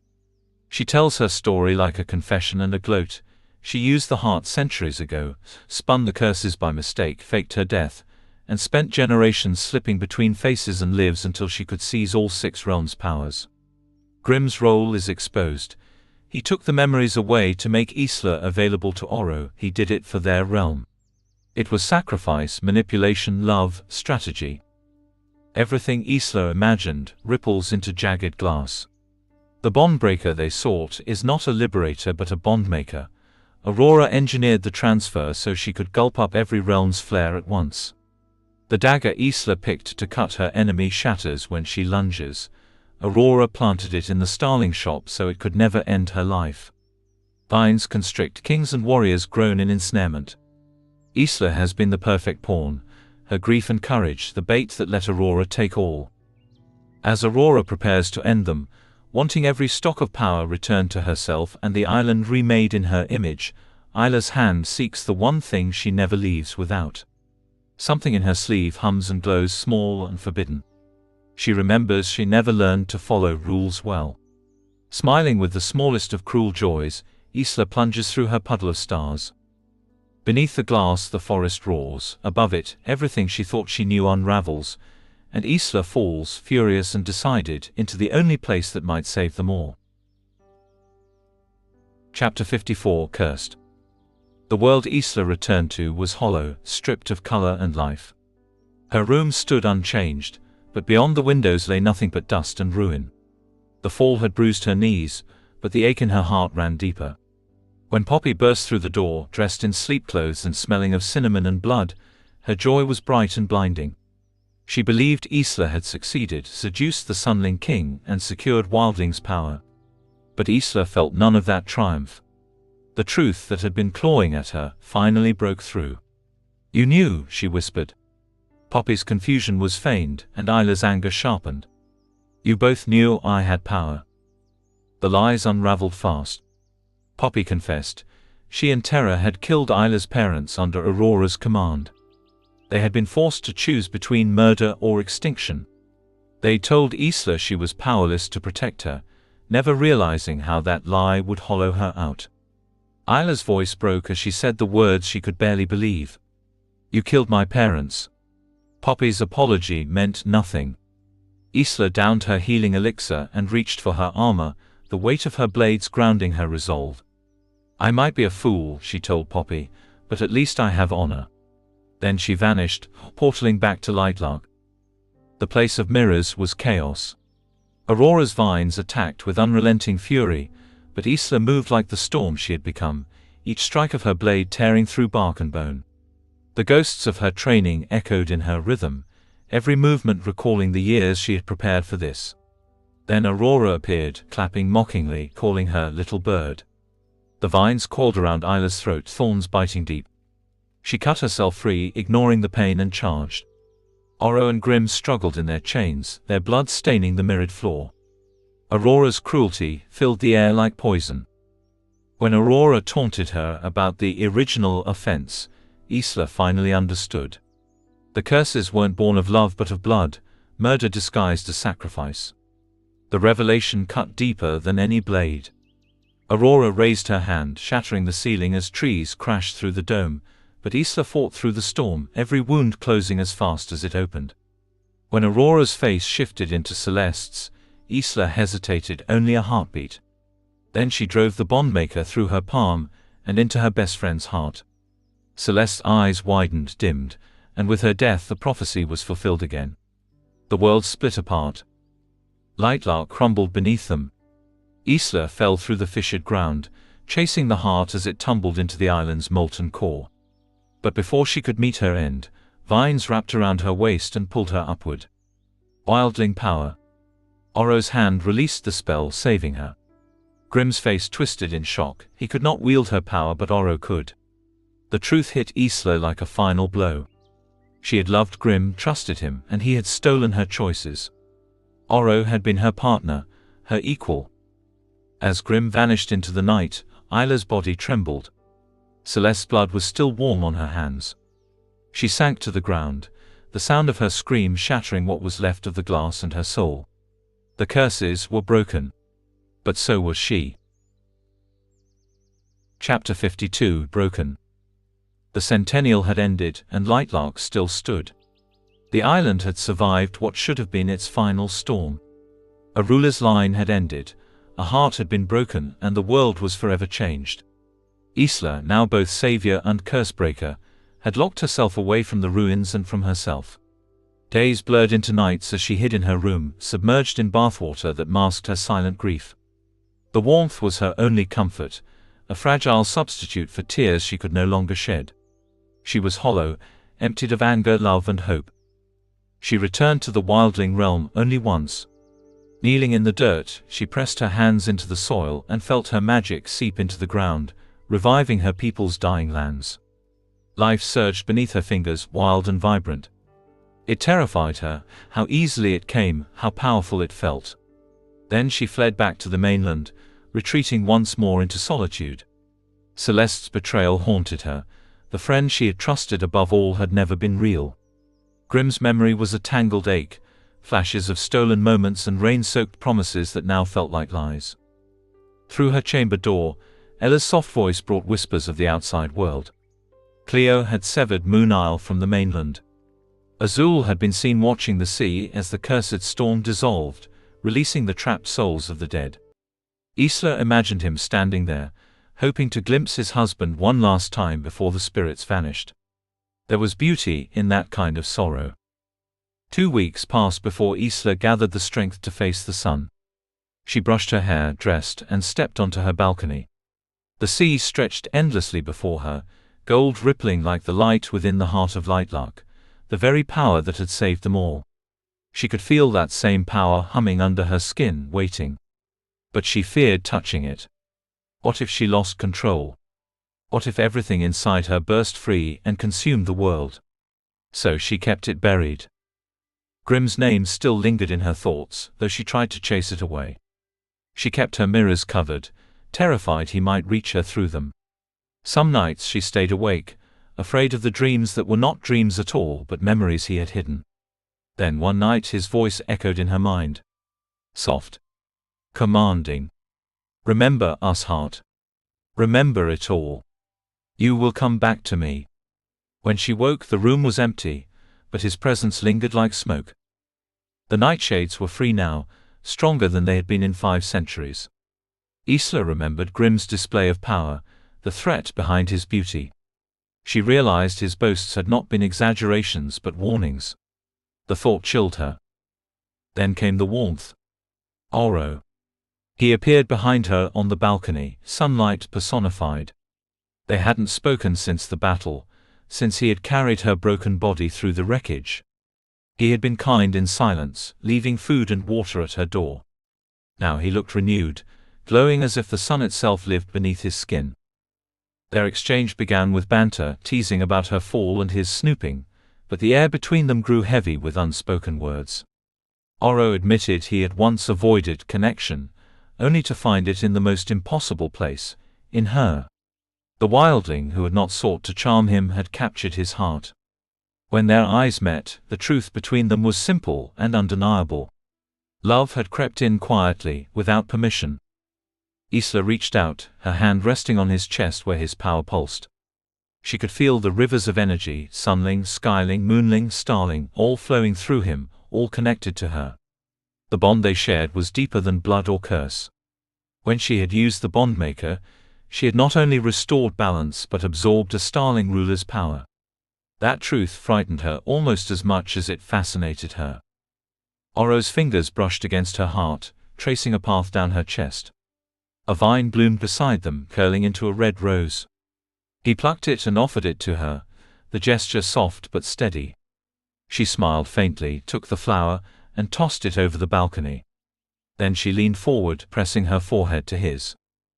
For a long moment they stood together, suspended between past wounds and fragile hope. Oro's amber eyes burned with warmth, and she saw in them something she had not seen in a long time, light that did not hurt to look at. Then Isla turned toward the sea. Grimm had wrecked her, but she would not make the same mistake twice. She climbed the railing, the same way she had on the first day of the Centennial when everything began. Oro moved close, heat radiating from him. When she looked up she whispered, "Don't let me fall in." His gaze held hers. "Never." She arched a brow. He smiled faintly. "Never again." Chapter 56 Key. The place of mirrors was a ruin, stripped of its glass and brilliance. Its floors were carpeted with jagged shards that crunched under Isla's boots as she walked through what was left of the hall. A long scar split the ground in two, marking the place where power and tragedy had collided, a reminder of the ruler buried beneath. Oro walked beside her, silent but steady. His presence grounded her, though she no longer needed it to stand strong. The girl, who had once feared her own reflection, was gone. Strength now pulsed quietly within her, not from her power but from what she had endured. He had returned her crown, the one he had clung to while waiting helplessly in the cave, thinking she might never return. His words still lingered in her mind. "When that arrow went through your heart, it might as well have gone through mine." That crown, once a symbol of duty, had become something far more personal. It was the last link to her mother, to Violet, to every wildling ruler before her. Now it would unlock what they had all protected. Isla stood before the vault, its lock shaped to fit her crown. She slid it in, each ridge clicking into place. As she turned it, the vault shuddered open with a deep hum, and light spilled out like a long-held breath finally released. This is the summary of Lightlark, the Lightlark Saga Book 1, Volume 1. Summarized by Cellwave Audio, and narrated by Archie.